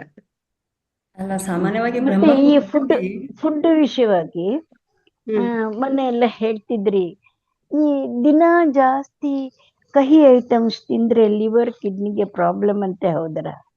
ಹೌದು. ನೀವು ಹಾಗಲಕಾಯಿ ಅಂತವೆಲ್ಲ ತಿಂದಾಗ ಅದು ಬರೀ 1 ಚಮಚದಷ್ಟು ಹಾಗಲಕಾಯಿ ಜ್ಯೂಸ್ ಕುಡಿಬೇಕು, 1 ಚಮಚ.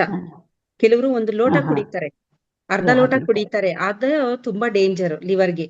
ಯಾವುದೇ ಆದ್ರೂನು ಈ ಕಹಿ ಇರೋಂಥದ್ದೆಲ್ಲ ತುಂಬಾ ಸ್ವಲ್ಪ, ಒಂಚೂರು 1 ಟೇಬಲ್ ಸ್ಪೂನ್ ಅಂತೀವಲ್ಲ ಅಷ್ಟು ಮಾತ್ರ ತಗೋಬೇಕು. ಇಲ್ಲ ಅಂದ್ರೆ ಕಿಡ್ನಿ ಲಿವರ್ ಅದನ್ನ ಫಿಲ್ಟರ್ ಮಾಡಕ್ ಆಗೋದಿಲ್ಲ, ಅದಕ್ಕೆ ಲೋಡ್ ಜಾಸ್ತಿ ಆಗುತ್ತೆ. ಈ ಪಾರಿಜಾತ ಎಲೆ 4-5 ಬೇಯಿಸಿ ಒಂದ್ ಸಣ್ಣ ಗ್ಲಾಸ್, 100 ml 150 ml ಅಷ್ಟು ಕುಡಿತೀನಿ. ಅಂದ್ರೆ ಈ ನೀವು ಹೇಳಿದ್ಮೇಲೆ, ಈ ತರ ಗೊತ್ತಾದ್ಮೇಲೆ ಡೈಲಿ ಕುಡಿಯಲ್ಲ, 1-2-3 ದಿವಸ ಕುಡಿತೀನಿ, ಮಧ್ಯೆ ಗ್ಯಾಪ್ ಕೊಡ್ತೀನಿ, ಮತ್ತೆ 4-5 ದಿವಸ ಇಲ್ಲ, ಅದನ್ನ ನೀವು ಕೇಳ್ಬಿಟ್ಟು ತಗೊಳ್ಳಿ. ಯಾವುದೇ ಆದ್ರೂನು ಪ್ರತಿ ಒಂದು ಪ್ಲಾಂಟ್ ಅಲ್ಲಿ ಆಲ್ಕಲಾಯ್ಡ್ಸ್ ಅಂತ ಇರುತ್ತೆ, ಒಳ್ಳೇದಲ್ಲ ಅದು. ನೀವು ಯಾವುದೇ ಈಗ ದಿನ ಬಳಸ್ತೀವಲ್ಲ, ಈಗ ಪುದೀನ ಬಳಸ್ತೀವಿ, ಕೊತ್ತಂಬರಿ ಬಳಸ್ತೀವಿ, ಮೆಂತ್ಯ, ಇದೆಲ್ಲ ರೆಗ್ಯುಲರ್ ಬಳಸೋಂಥದ್ದು. ಇದು ಗೊತ್ತಿದೆ ಜನಕ್ಕೆ, ಇದರಿಂದ ಏನೂ ಆಗಲ್ಲ. ಆದ್ರೆ ಹೊಸದಾಗಿ ಏನೇನಾದ್ರೂ ನಾವು ಈ ತರ ಯಾರೋ ಹೇಳ್ತಾರೆ, ಇದು ಪಾರಿಜಾತದ್ದು ಎಲೆ ತಗೊಳ್ಳಿ, ಅರಳಿ ಎಲೆ ತಗೊಳ್ಳಿ, ಇನ್ಯಾವ್ದು ಅದನ್ನ ಕುಡೀರಿ, ಗೊತ್ತಿಲ್ಲ ನಮ್ಗದು. ಅದರಿಂದ ಈಗ ಡಯಾಬಿಟಿಕ್ ಕಮ್ಮಿ ಆಗ್ಬೋದು, ಶುಗರ್ ಲೆವೆಲ್ ಕಮ್ಮಿ ಆಗ್ಬೋದು, ಕಿಡ್ನಿ ಲಿವರ್ ಏನಾಗುತ್ತೆ ನಮಗ್ ಗೊತ್ತಿಲ್ಲ, ಏನೇನ್ ಒಳಗಡೆ ಬೇರೆ ಏನೇನ್ ಡ್ಯಾಮೇಜ್ ಆಗ್ತಾ ಬರುತ್ತೆ ಗೊತ್ತಿಲ್ಲ. ಹಾಗಾಗಿ ಗೊತ್ತಿಲ್ಲದೆ ಇರೋದನ್ನ ಆದಷ್ಟು ನಾವು ಅವಾಯ್ಡ್ ಮಾಡಿ, ಎಲ್ಲಾರು ಬಳಸ್ತಾರಲ್ಲ ಅಂತದನ್ನ ಮಾತ್ರ ಬಳಸ್ಬೇಕು ನಾವು. ಇಲ್ಲ ಅಂದ್ರೆ ಅದರಿಂದ ಇನ್ನೊಂದು ಪ್ರಾಬ್ಲಮ್ ಶುರು ಆಗುತ್ತೆ. ಇವತ್ತು ಮೇಡಮ್ ಮಾತಾಡಿದ್ರ ಬಗ್ಗೆ ಪ್ರಶ್ನೆ ಕೇಳಿ ದಯಮಾಡಿ. ಸರಿ ಟೈಮ್ ಆಯ್ತು, ಇದು ತಿಳ್ಕೊಬೇಕಾದದ್ದೇ ಅಲ್ವಾ? ನಮ್ಮ ಮಧುರಾ ಮೇಡಮ್ ಬರ್ತಾರೆ ಶುಕ್ರವಾರ, ಅವ್ರ ಹತ್ರ ಕೇಳಿ ಮೇಡಮ್. ನಮಸ್ತೆ ಮೇಡಮ್. ನಮಸ್ತೆ. ನನ್ಗೆ ಪ್ರಾಣಾಯಾಮ ಹೇಳಿದ್ರಲ್ವಾ, ಹೋಲ್ಡ್ ಮಾಡೋದು, ಕೌಂಟಿಂಗು ನಂಗೆ ಗೊತ್ತಾಗ್ಲಿಲ್ಲ ಮೇಡಮ್, ಅದೊಂದೇ. ಅಲ್ಲ, ಅದು 4-7-8 ಅನ್ನೋದು ಕಾಮನ್ ಆಗಿ ಎಲ್ಲಾರು ಹೇಳ್ತಾರೆ. 4 ಅಂದ್ರೆ ಕೌಂಟ್ ಅಲ್ಲಿ ಉಸಿರು ತಗೊಳ್ಳೋದು, 7 ಕೌಂಟ್ ಮಾಡೋವರೆಗೂ ಹಿಡಿದಿಟ್ಕೊಳ್ಳೋದು, 8 ಕೌಂಟ್ ಮಾಡ್ಬೇಕಾದ್ರೆ ದೀರ್ಘವಾಗಿ ಉಸಿರನ್ನ ಬಿಡೋದು. ಅದು 4-7-8 ಯೂನಿವರ್ಸಲ್ ಫಾರ್ಮ್ಯುಲಾ ಅದು. ಅಂದ್ರೆ ನೀವು 4, ಉಸಿರು 7, 8. ಶಿವರತ್ನ ಮೇಡಮ್, ನೀವು ಉಸಿರು ಹೇಳಿ ಮೇಲೆ ಮೇಡಮ್. ತಗೋತೀರಲ್ಲ ಅವಾಗ ಕೌಂಟ್ ಮಾಡ್ಕೋಬೇಕು ಹ್ಮ್. ಇದರಲ್ಲಿ ಮನ್ಸಲ್ಲಿ ಮೇಡಮ್, ಅವಾಗ ಅಲ್ಲಲ್ಲ ಮೇಡಮ್, 4 ಆತರ. ಅದು ಗೊತ್ತು ಹಾ, ಮೇಡಮ್. ಕೌಂಟ್ ಅಷ್ಟೇ. ಎಷ್ಟೆಷ್ಟು ಅನ್ನೋದು ಗೊತ್ತಿಲ್ಲ. ಅದನ್ನ ತಗೊಂಡೇನೆ ನನ್ ಕೋಪ ಕಮ್ಮಿ ಆಗಿದೆ. ಎಷ್ಟು ಧ್ಯಾನ ಮಾಡಿ ಏನ್ ಹಿಂಗಾಗ್ಬಿಟ್ಟಿದ್ಯಾ ಅಂತಾರೆ ನಮ್ಮ ಮನೇಲೆಲ್ಲ. ಅದು ಕೌಂಟಿಂಗ್ ಕೇಳಿದೆ ಅಷ್ಟೇ ಮೇಡಮ್ ನಾನು. ಅದೇ ನಾವು ಲೆಕ್ಕ ಮಾಡ್ಕೊಳ್ಳೋದು ಎಷ್ಟು ಹೊತ್ತು ನಾವು 1, 2, 3, 4 ಅಂತ ಹೇಳಿದಾಗ ಉಸಿರು ತಗೊಳ್ತೇವಲ್ಲ, ಅದು ಅಲ್ಲಿ ಹೋಲ್ಡ್ ಮಾಡ್ತೇವೆ. ಅಂದ್ರೆ ಕೆಳಗೇನು ಬಿಡಲ್ಲ, ಅದು ಎತ್ತುಕೊಳ್ಳೋದಿಲ್ಲಲ್ಲ, ಅದು 7 ಅಂತ ಹೇಳ್ಕೊಂಡು ಬಿಡ್ತಾ ನಿಧಾನಕ್ಕೆ 8 ಕೌಂಟ್ ಮಾಡೋರಿಗೆ ಬಿಡ್ಬೇಕು. ಅಷ್ಟೇ technique. Thank you madam. Thank you ma'am. Thank you ma'am. ಸಮಯ ಆಯ್ತು. ರಘುನಾಥ್ ಮೇಡಮ್ಗೆ ಒಂದು ಧನ್ಯವಾದ ಹೇಳ್ತೀರಾ? ಮೇಡಮ್, ನಂದೊಂದು ಪ್ರಶ್ನೆ madam. Yes madam. Yashoda ma'am, ಹೇಳಿ. ನಮಸ್ತೆ ಮ್ಯಾಮ್. ಹೇಳಿ ಮೇಡಮ್, ಹೇಳಿ. ಓದಿರ್ತೀನಿ ಮೇಡಮ್ ನಾನು, ಆದ್ರೆ ಜ್ಞಾಪಕ ಇರೋದಿಲ್ಲ, ಮರ್ತೋಗ್ಬಿಡ್ತೀನಿ ಬೇಗ. ಕಾರಣ ಏನ್ ಮೇಡಮ್? ಏನ್ ಹೇಳಿ? ಓದಿದ್ದು ನೆನಪಲ್ಲಿ ಹೆಚ್ಚು ಇರೋದಿಲ್ಲ ಮೇಡಮ್. ಮೇಡಮ್, ನಿಮ್ಮ ಏಜ್ ಎಷ್ಟು ಹೇಳಿ? 55. ಈಗ ಶುರು ಆಗುತ್ತೆ ಅದು ಗ್ರಾಜುಯಲ್ ಆಗಿ ಮೆಮೊರಿ ಇದ್ರದ್ದು. After 50s it is very common. ಈಗ ಮಂಡಿ ನೋವು ಎಲ್ಲ ಹೆಂಗ್ ಶುರು ಆಗುತ್ತೆ, BP, ಶುಗರ್, ಮಂಡಿ ನೋವು, ಈ ತರದೆಲ್ಲ ಏಜ್ ರಿಲೇಟೆಡ್ ಫ್ಯಾಕ್ಟರ್ ಅದು. ಹಾಗಾಗಿ ಶುರು ಆಗ್ತಾ ಬರುತ್ತೆ. ಬಟ್ ಏನಂದ್ರೆ ಆಕ್ಟಿವ್ ಆಗಿ ಇದ್ದಷ್ಟುನು ಇದನ್ನ ಕಮ್ಮಿ ಮಾಡ್ತಾ ಬರ್ಬೋದು. ಅಂದ್ರೆ ಆ ಪ್ರೋಗ್ರೆಸ್ ಆಗುತ್ತಲ್ಲ, ಮರೆಗುಳಿತನ ಜಾಸ್ತಿ ಆಗೋದನ್ನ ಕಮ್ಮಿ ಆಗುತ್ತೆ. ಇನ್ನೂ ನಾವು ಒಂಥರ ಐಡಲ್ ಆಗಿ ಇದ್ರೆ, ಏನು ಕೆಲಸ ಮಾಡದೆ ಥಿಂಕಿಂಗ್, ಅದಕ್ಕೆ ನೋಡಿ ಪಜಲ್ ಆಡ್ಬೇಕು, ಒಂಥರ ಬಂದ ಪಜಲ್ಲು, ಚೆಸ್, ಈ ತರದ್ದು ಬ್ರೈನ್ ಗೇಮ್ಸ್ ಅಂತ ನಾವ್ ಏನ್ ಹೇಳ್ತೀವಿ, ಅದು ಮಾಡ್ತಾ ಬಂದ್ರೆ ಇದು ಸ್ವಲ್ಪ ಕಂಟ್ರೋಲ್ ಬರುತ್ತೆ. ಇದು ಏಜ್ ರಿಲೇಟೆಡ್, ಎಲ್ಲರಿಗೂ ಆಗುತ್ತೆ ಅದು. ಆಮೇಲೆ ಇನ್ನೊಂದು ಕೆಲವು ಬರ್ತದೆ ನೋಡಿ, ನ್ಯೂಸ್ ಪೇಪರ್ಲಿ ಕೆಲವು ಗೇಮ್ಸ್ ಎಲ್ಲ ಬರ್ತದಲ್ಲ, ಅದನ್ನ ಕುತ್ಕೊಂಡು ಅದನ್ನ ಮಾಡಿ ಪದಬಂಧಗಳು ಅದೆಲ್ಲ ಮಾಡಿದಾಗ ಮೆಮೊರಿ ಚೆನ್ನಾಗಿ ಇದಾಗುತ್ತೆ. ಹೌದು, ಎಕ್ಸರ್ಸೈಸ್ ಅದು ಬ್ರೈನ್ಗೆ. Thank you ma'am. Thank you very much. Thank you very much. ಒಳ್ಳೆ ಪ್ರಶ್ನೆಗಳನ್ನ ಕೇಳಿದ್ದಾರೆ, ಬಹಳ ಒಳ್ಳೆ ಉತ್ತರವನ್ನು ತಾವು ಕೊಟ್ಟಿದ್ದೀರಾ ಮೇಡಮ್. ರಘುನಾಥ್ ಮ್ಯಾಮ್, ನನ್ನದೊಂದು ಪ್ರಶ್ನೆ. ಆಧ್ಯಾತ್ಮಕ್ಕೆ ಬರ್ಲಿಕ್ಕೆ ತುಂಬಾ ಯಂಗ್ ಏಜ್ ಅಲ್ಲಿ ಬರ್ಬೇಕು ಅಂತ ಹೇಳಿದ್ರಿ. ಆ ಏಜ್ ಎಷ್ಟು ಅಂತ ಹೇಳ್ಬೋದಾ ಮ್ಯಾಮ್? ಲೈಕ್ ಅಂದ್ರೆ ಅಧ್ಯಾತ್ಮ ಅಂದ್ರೆ ನೀವು ಮನೆಯಲ್ಲಿ ಎಲ್ಲರೂ ಒಂದು ಧ್ಯಾನ, ಭಜನೆ ಇವೆಲ್ಲ ಮಾಡ್ತಾ ಇದ್ರೆ ಪುಟ್ಟ ಮಕ್ಳುಗಳನ್ನು ಕೂರಿಸ್ಕೋಬೇಕು, ಅಲ್ಲಿಂದನೇ ಶುರು ಆಗುತ್ತದು. ಇದು ಏಜು ಅಂತಲ್ಲ, ತೊಟ್ಲಲ್ಲಿರೋ ಮಗುನು ಶ್ಲೋಕಗಳು, ಸಂಗೀತ, ಭಜನೆ ಕೇಳ್ತಾ ಇದ್ರೆ ಅವಾಗ್ಲೇ ಸ್ಪಂದಿಸುತ್ತೆ, ಹೊಟ್ಟೆ ಒಳಗಿರೋ ಮಗುನೇ ಸ್ಪಂದಿಸುತ್ತೆ. ಹಾಗಾಗಿ ಇಷ್ಟು ವಯಸ್ಸು ಅಂತ ಏನಿಲ್ಲ, ಹೊಟ್ಟೆ ಒಳಗಿಂದಾನೇ ಶುರು ಆಗುತ್ತೆ ಅಧ್ಯಾತ್ಮ. ಒಳ್ಳೆ ಒಂದು ಸಂಸ್ಕಾರ ಕೊಡೋದು, ಅದನ್ನೇ ಒಳ್ಳೆ ಸಂಸ್ಕಾರ ಅಂತ ನಾವ್ ಅನ್ನೋದು. ಅಲ್ಲಿಂದ ಆರಂಭ ಆಗುತ್ತೆ. ಎಳೆ ಮಕ್ಕಳನ್ನ ಭಜನೆ ಅಥವಾ ಪೂಜೆ ಮಾಡ್ಬೇಕಾದ್ರೆ ಕೂರ್ಸ್ಕೊಳ್ಳೋದು, ಅದಂಗೆ ಕಂಟಿನ್ಯೂ ಆಗ್ತದೆ. ಇಟ್ ಈಸ್ ಎ ಹ್ಯಾಬಿಚುಯಲ್, ಅಭ್ಯಾಸ ಆಗ್ಬಿಡುತ್ತದೆ. ಆಮೇಲೆ ಬಿಡಿ ಅಂತಂದ್ರು ಬಿಡಲ್ಲ ಅವರು. Thank you madam. ಎಲ್ಲಾ ಧ್ಯಾನ ಬಂಧುಗಳಿಗೂ ನಮಸ್ಕಾರ. ಈ ದಿನ ಅಧ್ಯಾತ್ಮದ ಆರೋಗ್ಯದ ಬಗ್ಗೆ ನಮಗೆಲ್ಲ ಹೇಳ್ಕೊಟ್ಟಿರ್ತಕ್ಕಂತ ಮಾಲಿನಿ ಮೇಡಮ್ಗೂ ಧನ್ಯವಾದಗಳು. ಇದು ತುಂಬಾ ಆಧ್ಯಾತ್ಮಿಕದ ಬಗ್ಗೆ ಏನೋ ತಿಳ್ಕೊಂಡಿದ್ವಿ, ಬಟ್ ಅದು ಆರೋಗ್ಯವಾಗಿ ಕನ್ವರ್ಟ್ ಆಗುತ್ತೆ ಅಂತ ಹೇಳ್ಕೊಟ್ಟಿದ್ದಕ್ಕೆ thank you madam. Thank you so much. Thank you Malini ma'am. Thank you so much. ಎಲ್ಲರಿಗೂ ಒಂಥರ ಕಣ್ಣು ತೆರೆದ ಹಾಗೆ ಹೊಸ ಹೊಸ ಅಂಶಗಳು, ಜೊತೆಗೆ ಏನ್ ಧ್ಯಾನದಲ್ಲಿ ಇದ್ದೇವೆ ಅದು ಸಂಪೂರ್ಣವಾಗಿ ಏನು, ಹೇಗೆ, ಅದರ ಪವರ್ ಅಂತ ಹೇಳತಕ್ಕಂತ ಅಂಶವನ್ನ ಗಮನಕ್ಕೆ ತಂದಿದ್ದೀರಾ. ಧನ್ಯವಾದಗಳು ಮೇಡಮ್, ತುಂಬಾ ಧನ್ಯವಾದಗಳು. Thank you madam. Thank you so much. Thank you very much ma'am. ಧ್ಯಾನ ಬಂಧುಗಳೇ, ನಾವು ಎಲ್ಲರೂ ಧ್ಯಾನಸ್ಥರಾಗೋಣ. ಧ್ಯಾನದಲ್ಲಿ ಈಗಾಗಲೇ ಕುಳಿತು ಅಭ್ಯಾಸ ಇರುವವರು ಧ್ಯಾನಕ್ಕೆ ನಿಯಮದಂತೆ ತಯಾರಾಗಿ ಎಲ್ಲರೂ ಸಹ 1 ಲೋಟ ನೀರನ್ನ ಸೇವಿಸಿ, 1 ಲೋಟ ನೀರನ್ನ ಪಕ್ಕದಲ್ಲಿ ಇಟ್ಟುಕೊಂಡು ತಮ್ಮ ಧ್ಯಾನದ ನಂತರ ಅದನ್ನ ಸೇವಿಸಿ. ಎಲ್ಲರೂ ಸಹ ತಮ್ಮ ಸುತ್ತಲೂ ಕತ್ತಲೆಯನ್ನ ಮಾಡಿಕೊಳ್ಳಿ. ಕನ್ನಡಕ ಧರಿಸಿದಂತ ಪಕ್ಷದಲ್ಲಿ ಕನ್ನಡಕವನ್ನ ತೆಗೆದು ಪಕ್ಕದಲ್ಲಿ ಇಟ್ಟುಕೊಂಡು ಧ್ಯಾನದ ನಂತರ ಅದನ್ನ ತಾವು ಹಾಕೋಬಹುದು. ಕುರ್ಚಿ ಅಥವಾ ಸೋಫಾ ಅಥವಾ ಮಂಚದ ಮೇಲೆ ಕಾಲನ್ನ ಕೆಳಗೆ ನೀಡಿ ಕೂತಿರತಕ್ಕಂಥವ್ರು ಕಾಲುಗಳನ್ನ ಹೀಗೆ ಲಾಕ್ ಮಾಡ್ಕೊಳ್ಳಿ. ಹಾಗೇನೆ ಕೈಗಳನ್ನ ಹೀಗೆ ಲಾಕ್ ಮಾಡ್ಕೊಳ್ಳಿ. ಪುರುಷರು ತಮ್ಮ ಎಡ ಹೆಬ್ಬೆಟ್ಟಿನ ಮೇಲೆ ಬಲ ಹೆಬ್ಬೆಟ್ಟನ್ನ ಇಟ್ಟು ಲಾಕ್ ಮಾಡ್ಕೊಳ್ಳಿ. ಮಹಿಳೆಯರು ತಮ್ಮ ಬಲ ಹೆಬ್ಬೆಟ್ಟಿನ ಮೇಲೆ ಎಡ ಹೆಬ್ಬೆಟ್ಟನ್ನಿಟ್ಟು ಲಾಕ್ ಮಾಡಿಕೊಂಡು ತಮ್ಮ ಹೊಟ್ಟೆಯ ಕೆಳಗೆ ತೊಡೆಯ ಮೇಲೆ ಇಟ್ಟುಕೊಂಡು ಕೂತ್ಕೊಳ್ಳಿ. ಎಲ್ಲರೂ ಸಹ ಆರಾಮವಾಗಿ ಕೂತ್ಕೊಳ್ಳಿ. ತಮ್ಮ ಎಲ್ಲರ ಬೆನ್ನು ಮತ್ತು ಕುತ್ತಿಗೆ ನೇರವಾಗಿರಲಿ. ಕೆಳಗೆ ಕೂತಿರತಕ್ಕಂಥವರು ಕಾಲಿ ನೆಲದಲ್ಲಿ ಕೂತ್ಕೊಳ್ಳದೆ ಒಂದು ಮೃದುವಾದ ಬಟ್ಟೆ ಅಥವಾ ಒಂದು ಮ್ಯಾಟನ್ನು ಹಾಕೊಂಡು ಅದರ ಮೇಲೆ ಕೂತ್ಕೊಳ್ಳಿ. ತಾವು ಸರಳ ಸುಖಾಸನ ಅಥವಾ ಪದ್ಮಾಸನದಲ್ಲಿ ಕೂತಿದ್ದಂಥ ಪಕ್ಷದಲ್ಲಿ ಅದೇ ಸ್ಥಿತಿಯಲ್ಲಿ ತಮ್ಮ ಕೈಗಳನ್ನು ಲಾಕ್ ಮಾಡಿಕೊಂಡು ಕೂತ್ಕೊಳ್ಳಿ. ಎಲ್ಲಿಯೂ ಸಹ ದೇಹದಲ್ಲಿ ಆಗಲಿ ಅಥವಾ ಮನಸ್ಸಿನಾಗಲಿ ಯಾವುದೇ ಬಿಗಿತ್ವ ಬೇಡ. ತಮ್ಮ ಕಣ್ಣುಗಳನ್ನು ಮೃದುವಾಗಿ ಮುಚ್ಚಿಕೊಳ್ಳಿ. ಎಲ್ಲರೂ ಸಹ ತಮ್ಮ ಧ್ಯಾನವನ್ನ ಮಾಡುವಾಗ ತಮ್ಮ ಗಮನ ಕೇವಲ ತಮ್ಮ ಉಸಿರಿನ ಮೇಲೆ ಇರತಕ್ಕಂಥದ್ದೇ ನಮ್ಮ ಧ್ಯಾನದ ಒಂದು ಪ್ರಕ್ರಿಯೆ. ಇದರಿಂದಾಗಿ ನಮ್ಮ ಪ್ರಾಣಶಕ್ತಿ ಸಹ ಹೆಚ್ಚಾಗ್ತದೆ, ನಮಗೆ ಬ್ರಹ್ಮಾಂಡದ ಒಂದು ಶಕ್ತಿ ಸಹ ದೊರಕುತ್ತದೆ. ಆದ ಕಾರಣ ಎಲ್ಲರೂ ಸಹ ತಮ್ಮ ಮನಸ್ಸನ್ನ ಕೇಂದ್ರೀಕರಿಸಿ ಯಾವುದೇ ದ್ವಂದ್ವ ಅಥವಾ ಯಾವುದೇ ಜಪ ತಪ ಶ್ಲೋಕವನ್ನ ಹೇಳದೆ ತಟಸ್ಥ ಮನಸ್ಸಿನಿಂದ ತಮ್ಮ ಉಸಿರನ್ನೇ ಗಮನಿಸುತ್ತಾ ತಮ್ಮ ಧ್ಯಾನವನ್ನ ಮುಂದುವರಿಸಿ. ನಾವು 30 ನಿಮಿಷಗಳ ಕಾಲ ಸಂಗೀತ ಧ್ಯಾನ ಹಾಗೂ 10 ನಿಮಿಷಗಳ ಕಾಲ ನಾವು ಶೂನ್ಯ ಧ್ಯಾನವನ್ನ ಮಾಡೋಣ. ಎಲ್ಲರೂ ಸಹ ಧ್ಯಾನಸ್ಥರಾಗಿ.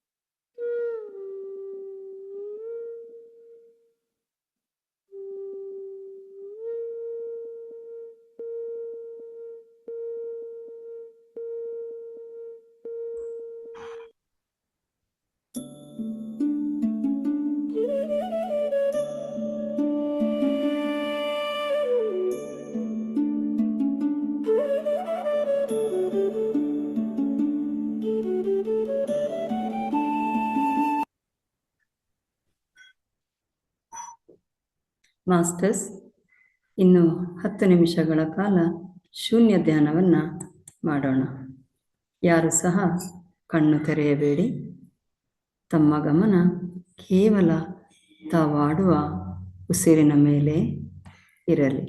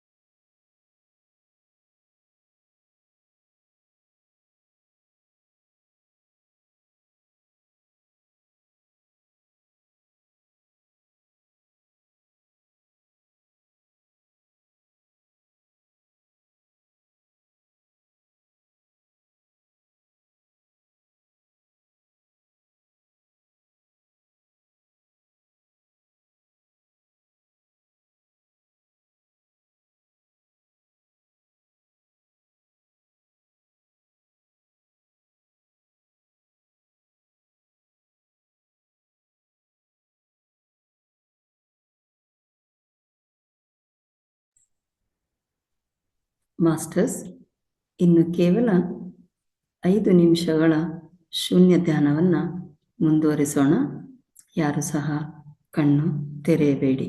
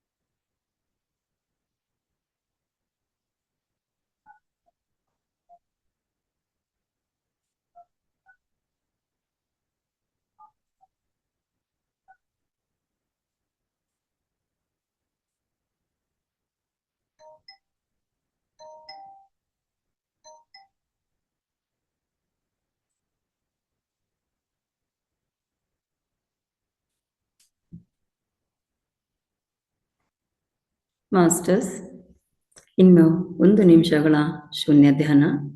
ಯಾರು ಕಣ್ಣು ತೆರೆಯಬೇಡಿ.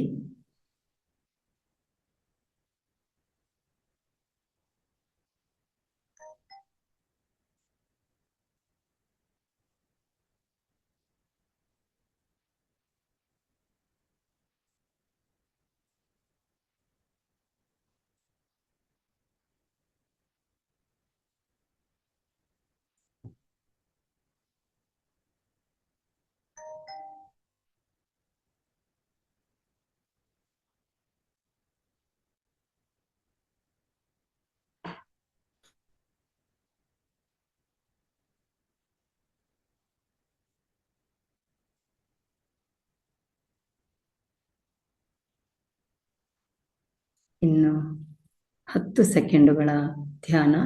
ಎಲ್ಲರೂ ಸಹ ಧ್ಯಾನದಿಂದ ದೇಹ ಎಚ್ಚರಿಕೆಗೆ ಬನ್ನಿ. ಎಲ್ಲರೂ ಸಹ ಧ್ಯಾನದಿಂದ ಸಹಜ ಸ್ಥಿತಿಗೆ ಬನ್ನಿ. ಯಾರು ಸಹ ಕಣ್ಣು ತೆರೆಯಬೇಡಿ.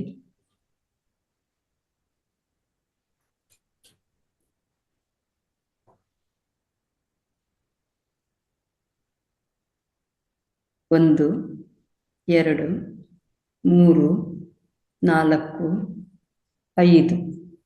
ಎಲ್ಲರೂ ಸಹ ತಮ್ಮ 2 ಕೈಗಳನ್ನು ಬಿಡಿಸಿಕೊಂಡು ತಮ್ಮ 2 ಕಣ್ಣುಗಳ ಮೇಲೆ 5 ಸೆಕೆಂಡುಗಳ ಕಾಲ ಇಟ್ಟುಕೊಳ್ಳಿ. 1, 2, 3, 4, 5. ನಿಧಾನವಾಗಿ ತಮ್ಮ 2 ಕೈಗಳನ್ನು ಬಿಡಿಸುತ್ತಾ ತಮ್ಮ 2 ಕೈಗಳ ಹಸ್ತವನ್ನು ನೋಡುತ್ತಾ ನಿಧಾನವಾಗಿ ತಮ್ಮ 2 ಕಣ್ಣುಗಳನ್ನು ತೆರೆಯಿರಿ.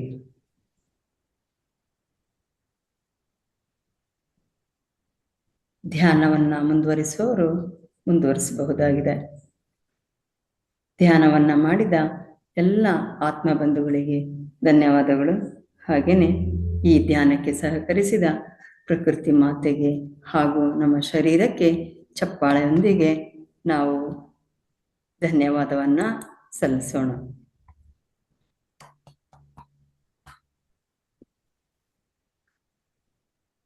ಯಶೋಧ ಮ್ಯಾಮ್, ಎಲ್ರಿಗೊಂದು ಧನ್ಯವಾದ ಹೇಳೋಣ.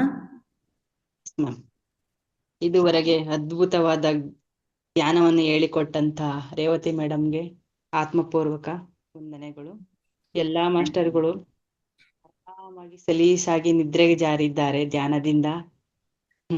ಎಲ್ಲರಿಗೂ ಕೂಡ ನನ್ನ ಆತ್ಮಪೂರ್ವಕ ನಮಸ್ಕಾರಗಳು ಮತ್ತು ಧನ್ಯವಾದಗಳು. Thank you madam. Thank you. Thank you marriage.